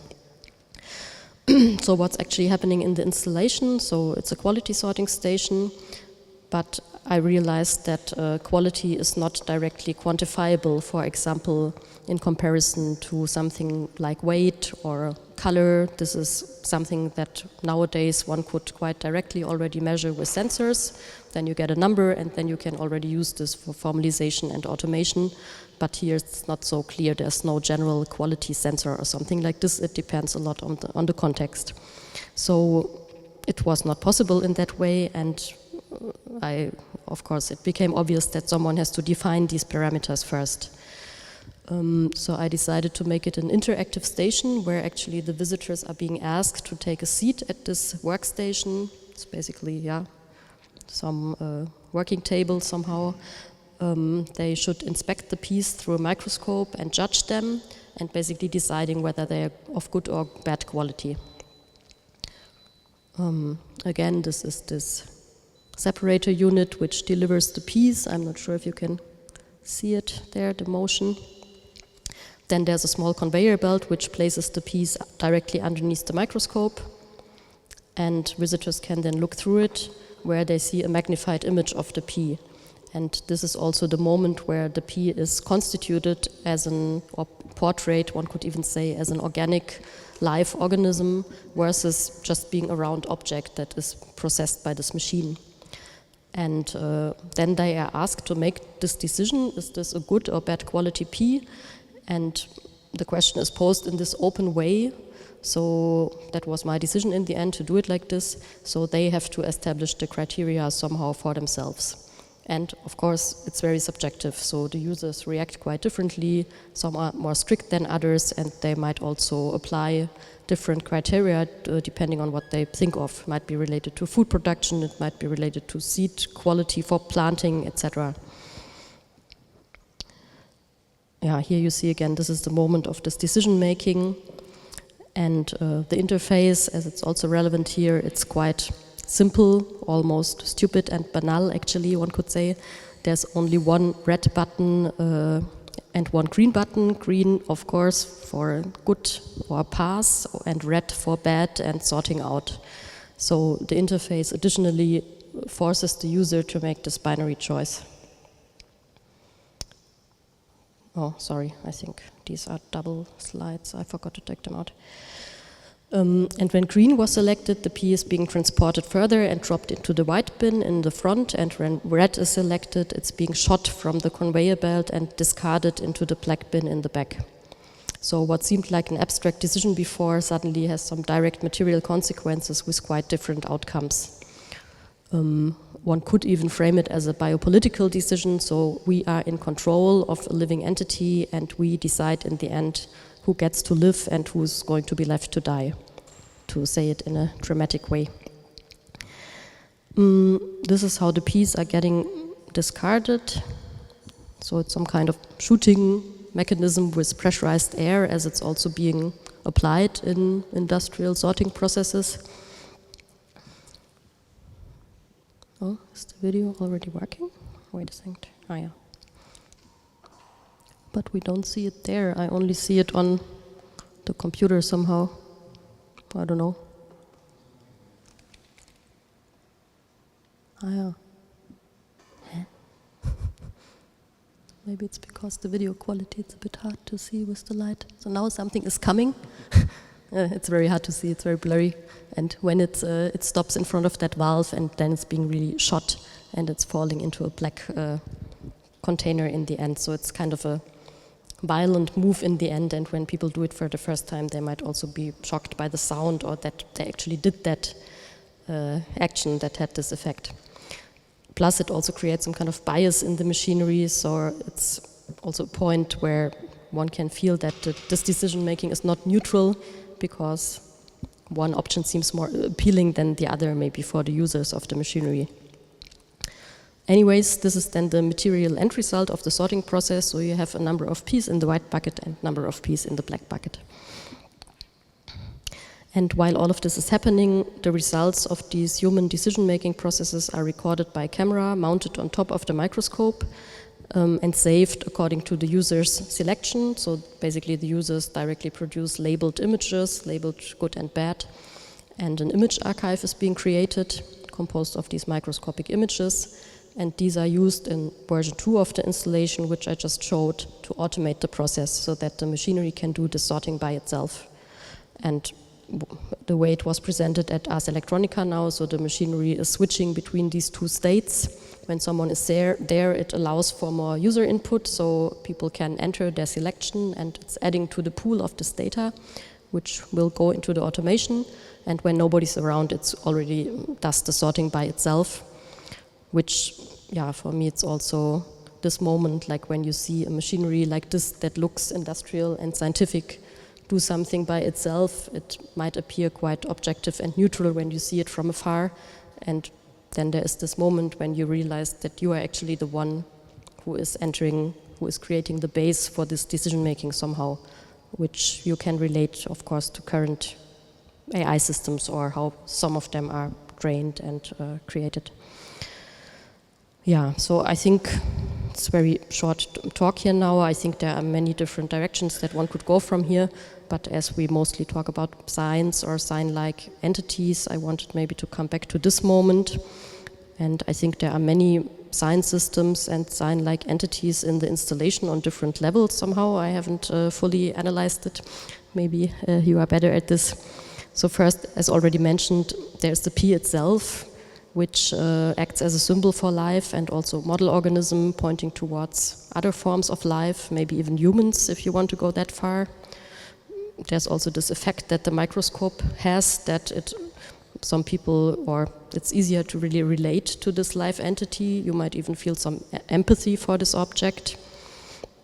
In this moment, I'm also thinking of a citation by Lynn Margulis, which unfortunately I could never find in the written form again, which is that the microscope has this double effect. So on the one hand, it brings something closer and makes it more accessible somehow, but on the other hand, it also creates distance because it objectifies the thing that one looks at.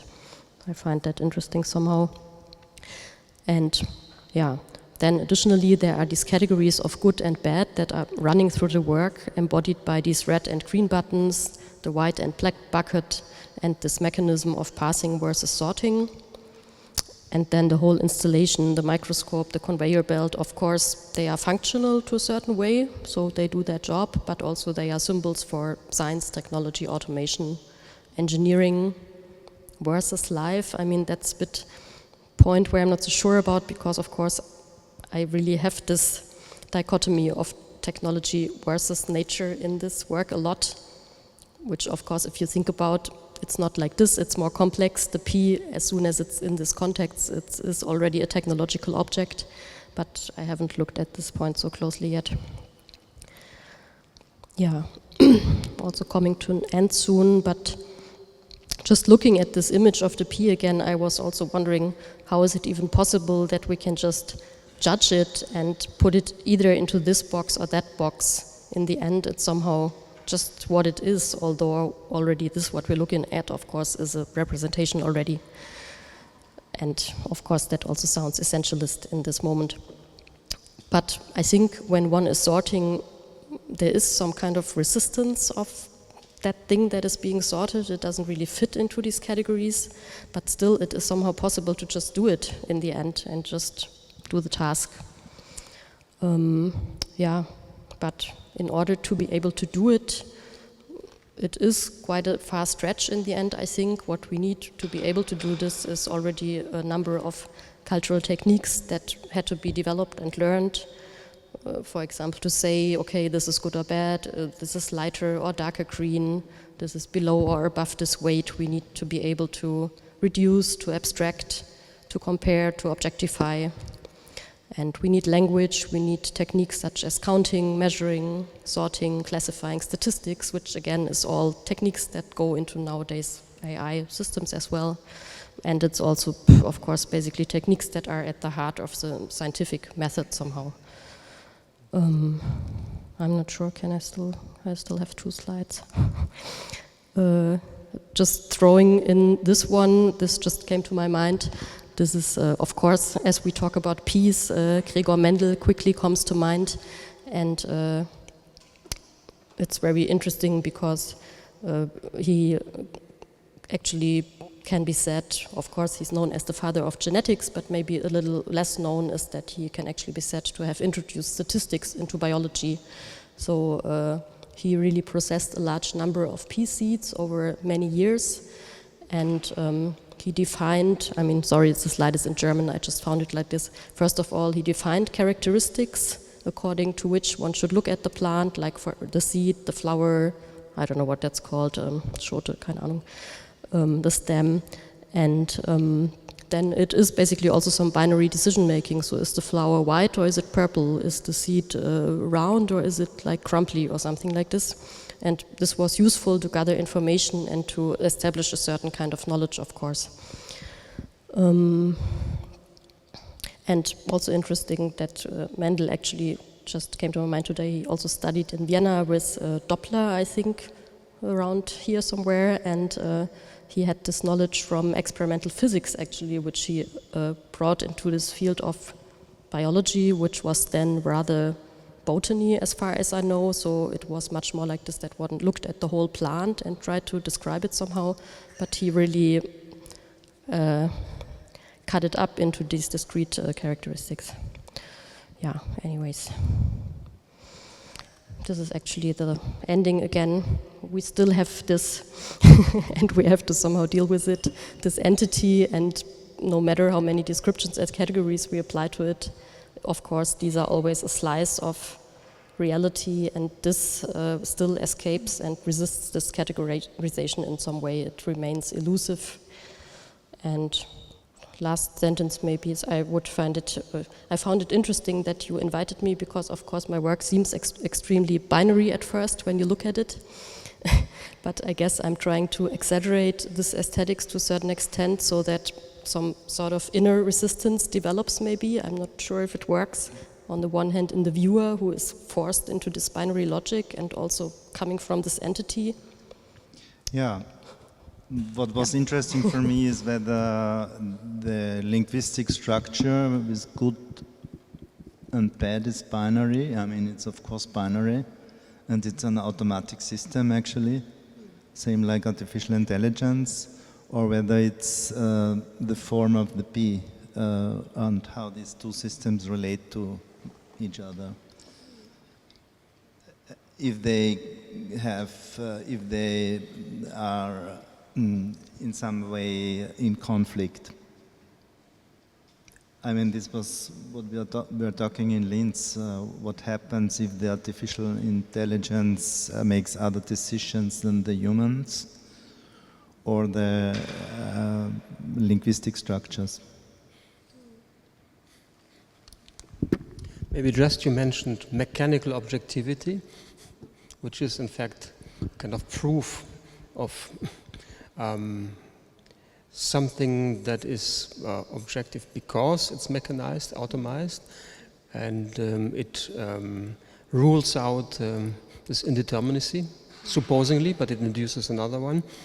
So there's this promise of indexicality in a certain way that is also linked to the very notion of mechanical objectivity. You have photography, you have the imprint, you have this double indexicality, for example, in Veronica's Veil, coming back to religious belief systems that Ada mentioned. When the Shroud of Turin was photographed, you saw the body of the Christ not as negative, but as a double negative, so that made it positive. So the overlaying of two mechanical the imprint and the photography made the body of the Christ supposedly appear as positive. Huh? So it's even adding up. And physiognomy worked this way, the imprints in cave paintings worked this way. So there is this material connection between the signifier and the signified. And so it's not about the iconic relationship, which is based on resemblance. It's not about the symbolic relationship that is about conventions, but it's about the indexical relationship, which is actually about a material connection. So the material comes back to the back door here as well. Is this something you could live with? Yes. And for me also, it's an incredible installation of Swiss sociologist Siegfried Gideon's work on the Herrschaft der Mechanisierung, so the mechanization takes command, in which she actually describes all these automated systems to give birth and death. And it's all about exactly what you do. So it's because the automated incubator and the automated slaughterhouse. And this is exactly this mechanization taking command that is very much related to the way that you are actually criticizing AI, so-called artificial, so-called intelligence. Yeah, I'm not sure if I have nothing super important to add, but yeah, I read that book. I'm not sure how it found its way into the work somehow. Of course, the artistic process is a bit more random in that way. But yeah, maybe, I'm not sure.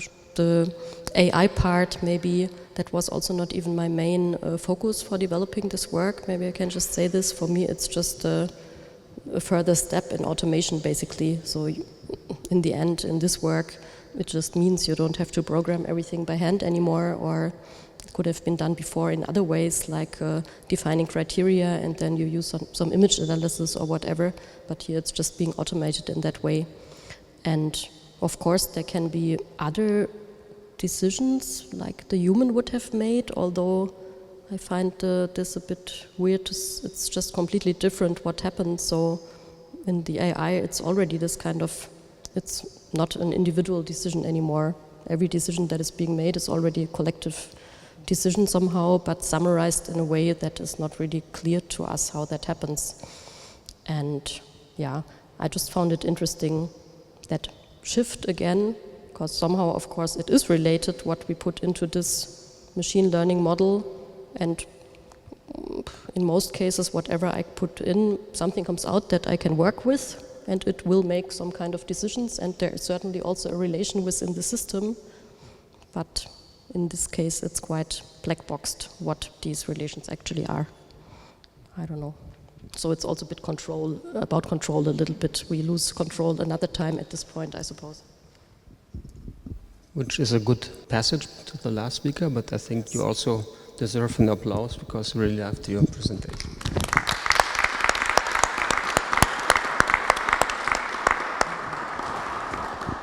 So the last contribution comes from Cecilia Wilka, who is a Peruvian trans artist exploring the relationship of technology with gender, society, and nature.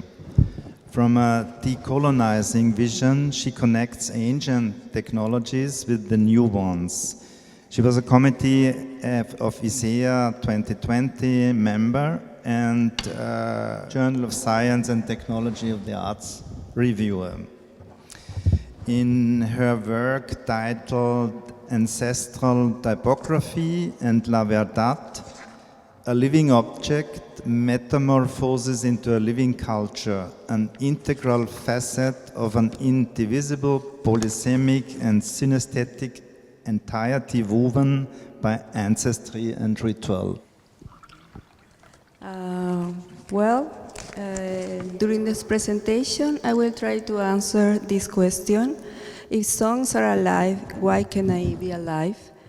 Two projects created from the guts of the pandemic answer this question.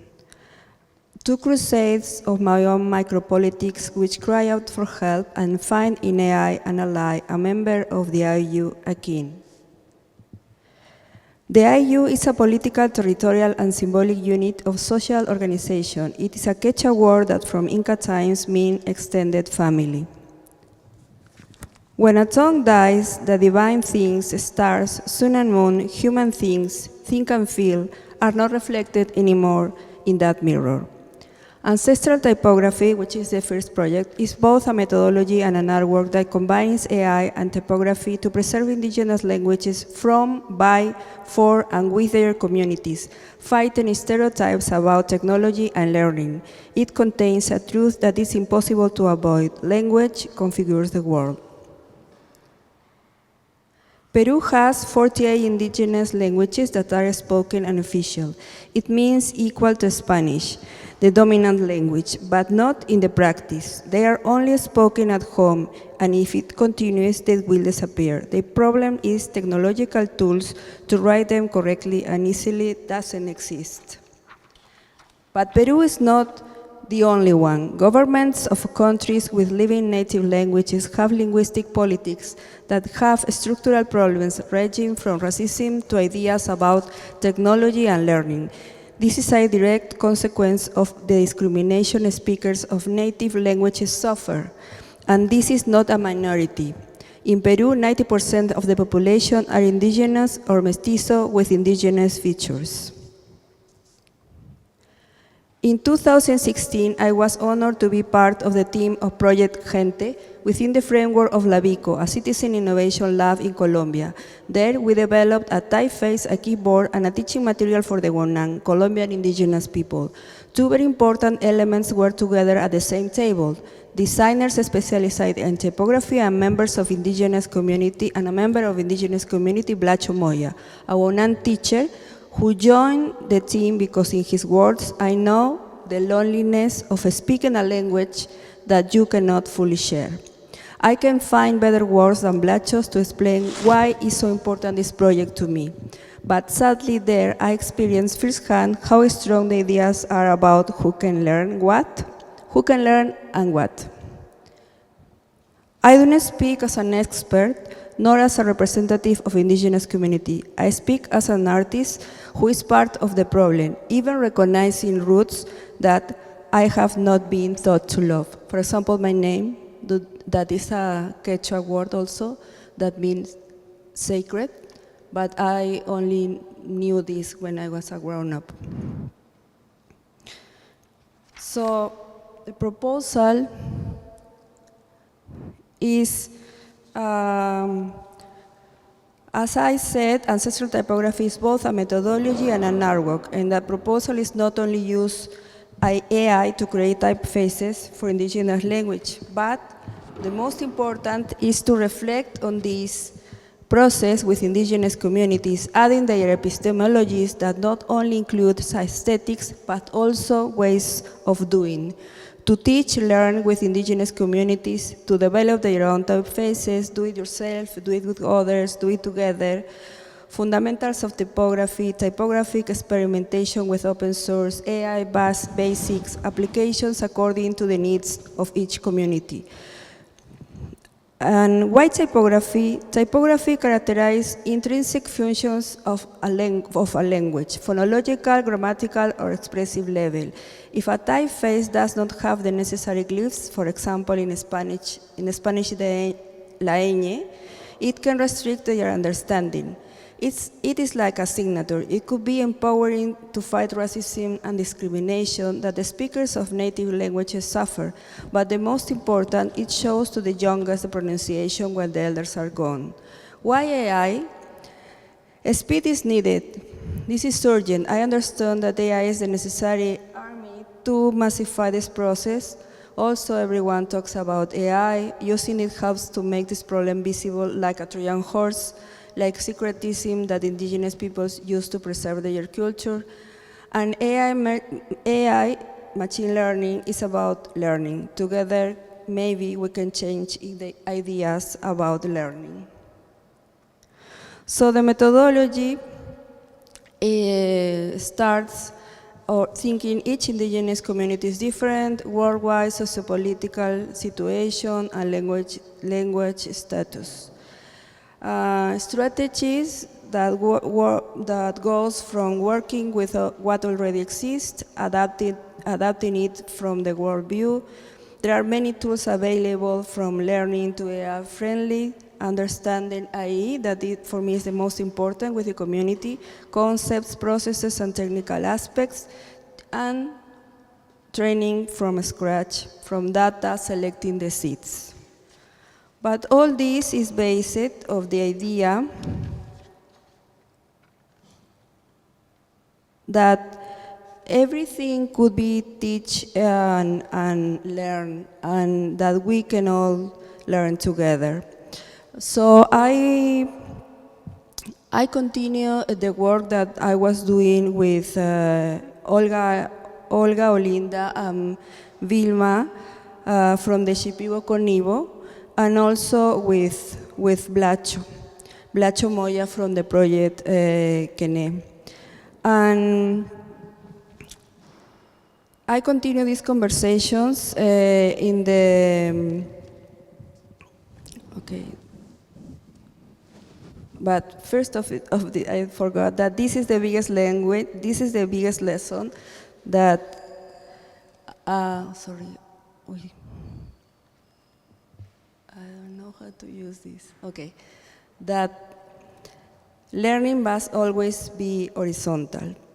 So then from this experience working with them, I continue these conversations, and I, for example, found general questions about the AI. No? For example, who is the AI? With these both indigenous communities, everything starts introducing, for example, a new friend. So then instead of what is AI, we asked ourselves, who is AI? It is a tradition, for example, of the Shipibo Conibo renaming friends from other cultures. For example, I have my Shipibo name that is Isaviri, which means hummingbird. And also there are words, but for them look magic words, no? For example, in between the terminology used in AI. For example, seed, predict, latent space, that have a sense of rituality or are close to nature, and labors related to agriculture and technologies of care. And from that, and also other thing that this is important is, for example, what does a neural work see? I am going to return. And for example, in this case, the Shipibo Conibo, for them, it's really important see, for example, in the pandemic, they believe that to combat the virus, you need to see the evil. No? And these designs, the Kene, they use them to heal people, no? Covering spaces or maybe the body. So it's really important, this idea that what does a neural network see, for example.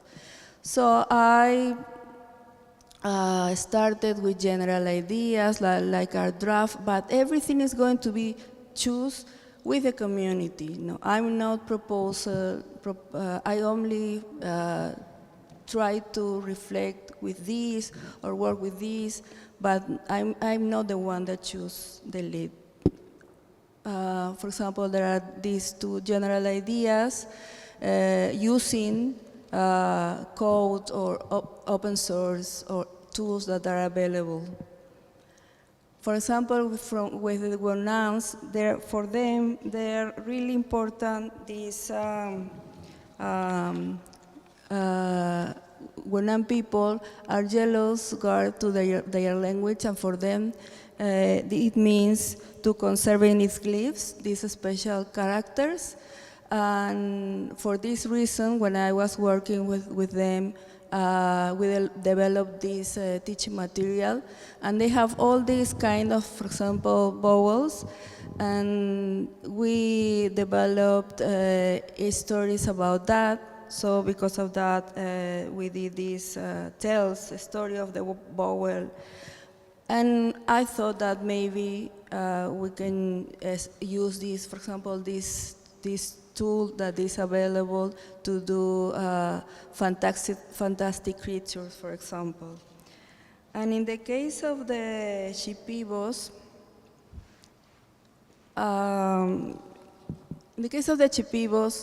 that is a culture from the Peru, from the jungle, the Amazonian jungle. Kene means design. They are geometric patterns that are ritually accompanying their creation by the ceremonial songs Icaros. It is a feminine art that is passed down from mother to daughter. In this case, there is no separation between the design and the ritual and the songs, and this is also related to each mother. They call themselves artist mothers, and also to the materials that they choose. And in this case, for example, Olga these designs that you can see there are the response of the plant, this sacred medicine, to the project. So in Olga's own words, these two came out with even brighter colors. They are Wisting Kene, which means star design. So an indigenous AI, if the objects, the territory, the songs are alive, why would typography and AI also not be alive? So knowledge gets articulated as that which allows one to walk a good path through the territory. Language, cosmology, mythology, and ceremony are simultaneously relational and territorial. They are the means by which knowledge of the territory is shared in order to guide others along a good path. This is a sentence of one article called Making Kin with the Machines. That is, for me, is really related. I found in the same time that I was starting working with this. And these figures there, apachetas, are marks that travelers leave on the roads of Andes since pre-Hispanic times to accompany walkers. It is a sign that someone has already been there and managed to get back on track. I like to think of ancestral typography project like an apacheta as an open invitation. An indigenous AI is not only possible, but fundamentally human. And the other project is La Verdad, the truth, that I am going to show you briefly. It was shown in Ars Electronica. And, well, due to the inability of politician Keiko Fujimori to tell the truth, I trained an AI voice to do so. It was 2021, and she was running for president for the third time. But what is the truth? Does it exist? In 2002, Truth and Reconciliation Commission collected public hearings from armed conflict in Peru. These have been available on CD-Lum's YouTube channel to encourage reflection and memory since 2016. There I found Liz Rojas Valdez testimony denouncing her mother's disappearance, victim of state terrorism in 1991. The desire to revere a person's pain took hold me. This audiovisual installation is a dialogue of times where the truth is finally acknowledged. What is said was written from my visceral response to visualization of Lee's video testimony. So I'm hopeful that perhaps this impossible confrontation will have some restitution. For me, a guerrilla AI was configured. Pain does not prescribe. Truth exists, even if it is artificial and in the learning process.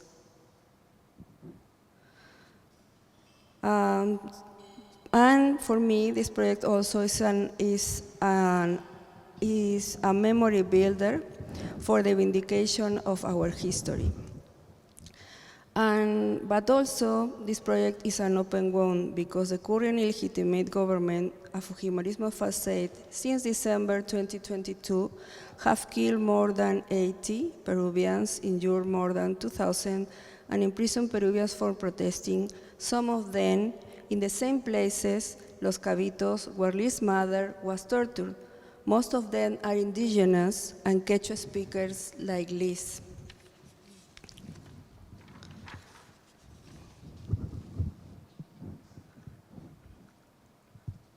So, in addition to being a presentation, this is a chronicle. It is a vindication of the process, the power of art and education, the statement of an artist, subject, of a study citizen who does not escape the reality she has to live in a deeply necropolitical first moment and world. I must confess that I am a human who would rather be an AI than a goddess. Thank you so much. That is my presentation.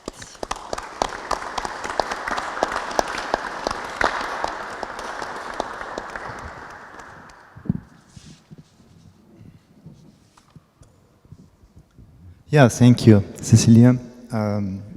For me, this idea of the indigenous AI is very interesting. I mean, there are many movements in South America reflecting on artificial intelligence as indigenous practice. I don't know any Austrian movement reflecting on AI as indigenous practice.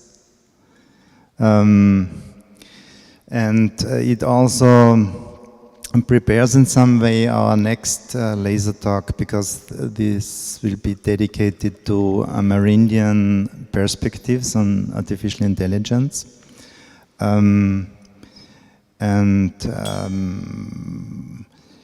Maybe, Emmanuel, do you have any kind of question concerning the indigenous practice? In your presentation, there was the sentence about what does AI see, or who is AI. And on one hand, AI is a very broad term, so a lot of different definitions could come into play. Do you try then to solve or work with these questions by differentiating between different intelligences, or do you try to just work on this very abstract level? How did this go in your process? Or if you think about indigenous AI, did you build on a specific model, or how did it go? Well, the most important for me is to working with the communities. For me, I think this idea to fight stereotypes about education, who can learn, about technology, because the problem is the governments don't do nothing, and from the, for example, the typographers or the linguistic people also.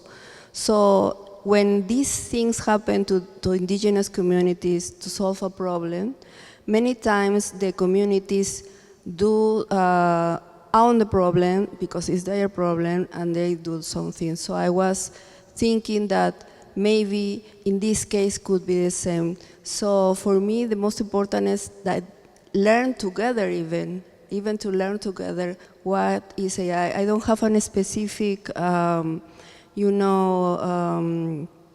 way, no, but from the fundamentals. Even in my other works that I did with indigenous communities is the same.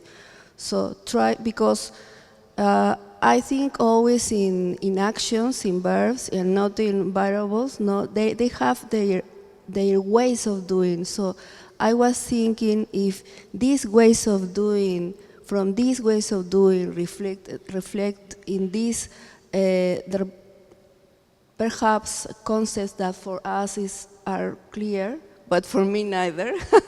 So yeah, try to build from the scratch, maybe from theoretically, but also doing things, because when you work with these communities, there are no separation between the doing and the thinking, and also the rituality. It's all the same time connected, and also with the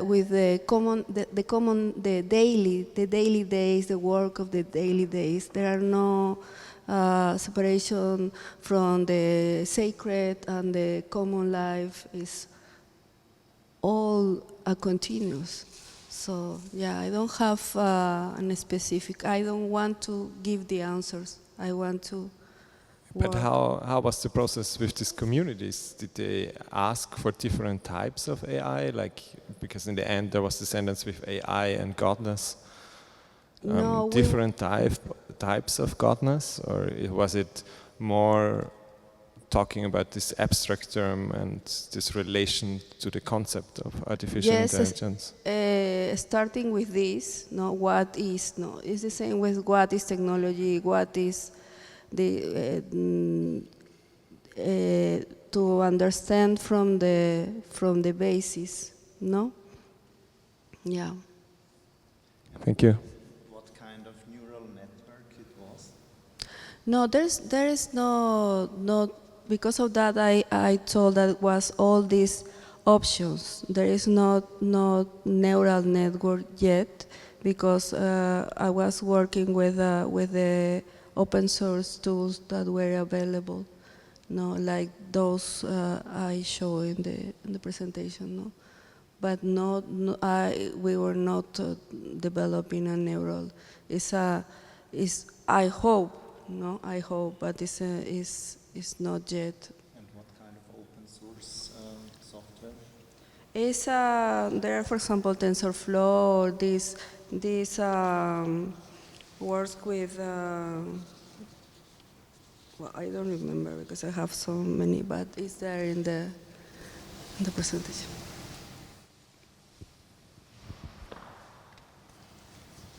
So, thank you again.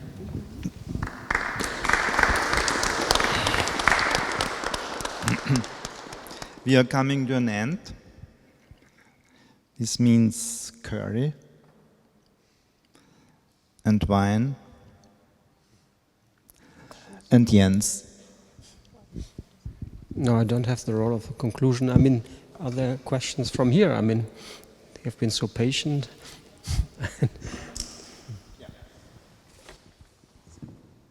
I must confess that I'm a little overwhelmed and also kind of confused.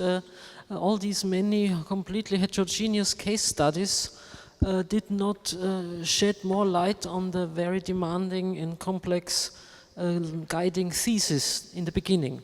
So, I mean, everyone, of course, can connect as they can, but still I want to ask a rather classical epistemological question that is maybe also connected to what I would say is a maybe only temporary overestimation of the wonders of AI, not to mention the crazy idea to want to be one, because there is not, I mean, they're not persons, not individuals as far as I'm told, so you could not even know what it means to be one AI. So anyway, what we know from biology is that the dance of a bee has a semiotic quality, a signaling quality from one bee to the next that is making meaning inside the bee universe.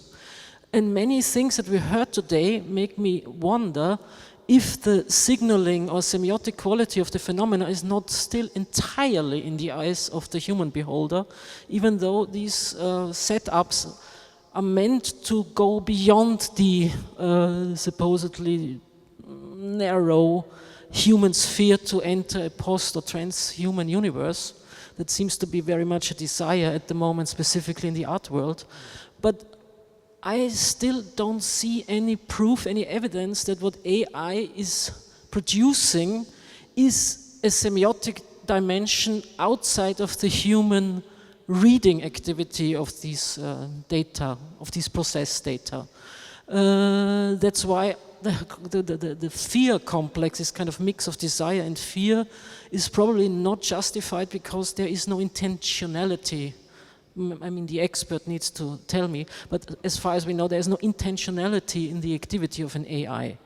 And maybe intentionality, but that is a very maybe traditional view on signaling science systems. Maybe intentionality would be needed to speak not only of something humans read as science, but is also read as a sign by the other system, the other agent. But still, it's a complicated story because we are told by Derrida, by phenomenology, by linguistics, and by everyday experience that for language there needs to be two. So to say it's only in the eyes of one beholder is in a way also cancelling the language quality of the language. So that's my overall confusion, and yeah, I'm not sure if there's an answer to it.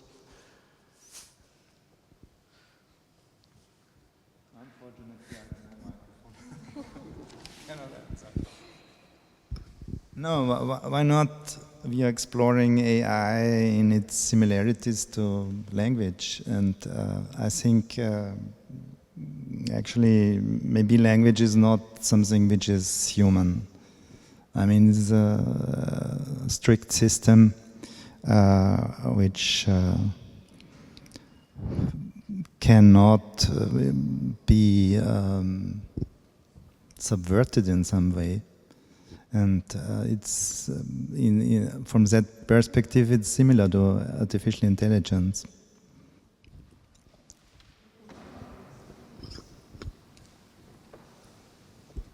I have a question to Verena regarding the tension that you mentioned in the experience of sorting in a binary way.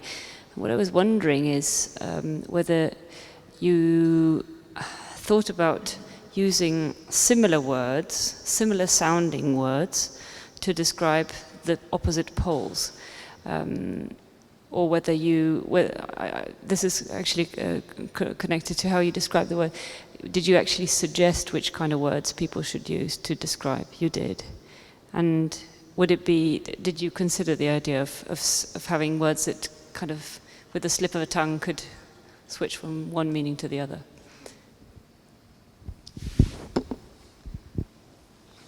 So you mean to not only let them create their own criteria in their head, but also come up with their own terms for what they think this might be or so? Yeah, or to search for adjectives that sound really similar but mean opposite things. Yeah. And so in the sound, that the binary becomes actually almost a unison. Yeah. Yeah. That sounds like a really interesting idea.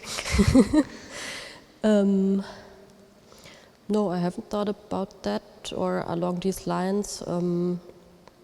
But what comes up from time to time is, I mean, sorry, it's going in a bit different direction than your question because I haven't thought about this before.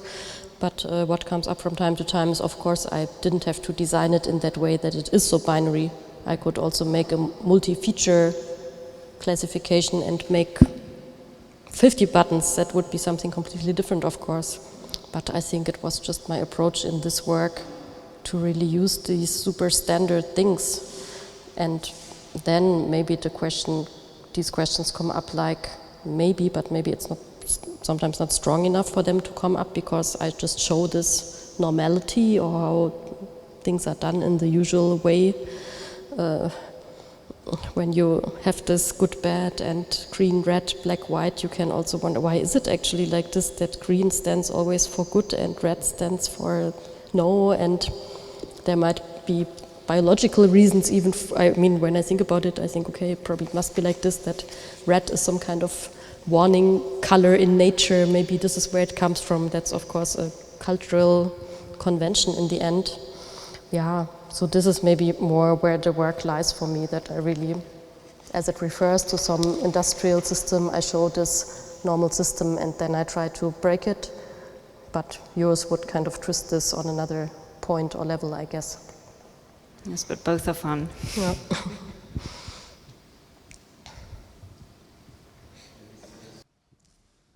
So a question by Lole Raymond. It is interesting to consider also that the device is the one that promotes binarism as its main modus operandi. Then I wonder if it is not ultimately a signaling to our way of approaching all possible studies. We only identify the need to complexity after having started our studies from a reductionism. For example, I don't know the AI can contemplate as many patterns as possible approach subjectivities. I mean, of course, also for AI, it doesn't have to be like this. I could, of course, also make this multi-feature or whatever. This is not pre-given by the system. And and of course, the AI only, in this case, does what one puts into the system. Maybe referring back to your question, as I'm not fully sure I understand this last part, that of course it doesn't understand what is good and bad and any of these concepts. It just knows this. Of course, it also doesn't know, because I put two different sets of images in it, and then I write on top of it good and bad, and then it has certain labels that are somehow embedded into the code. I mean, this is the level that this functions on.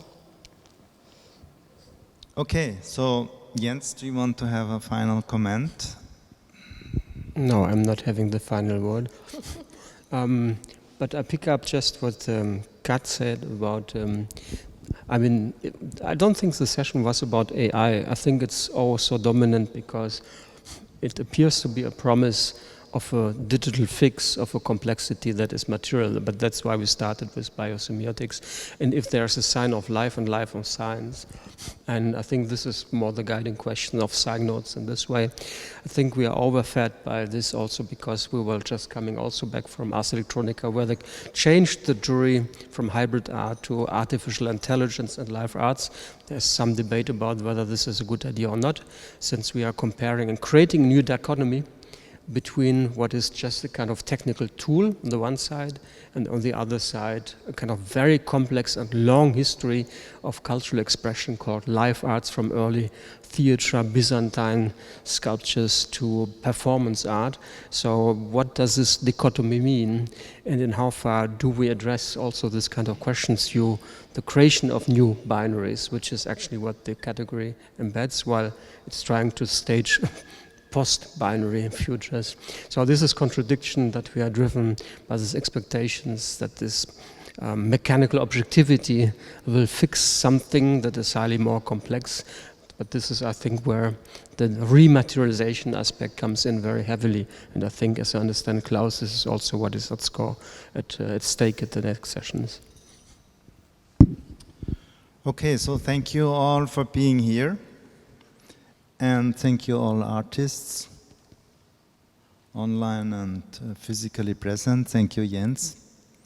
And we will continue with the laser talks on November 16th with the topic Amerindian Perspectives on Artificial Intelligence, with some Brazilian contributions and two artists who are concerned with Eduardo Viveiros de Castro's perspectivism in its application to artificial intelligence. Thank you.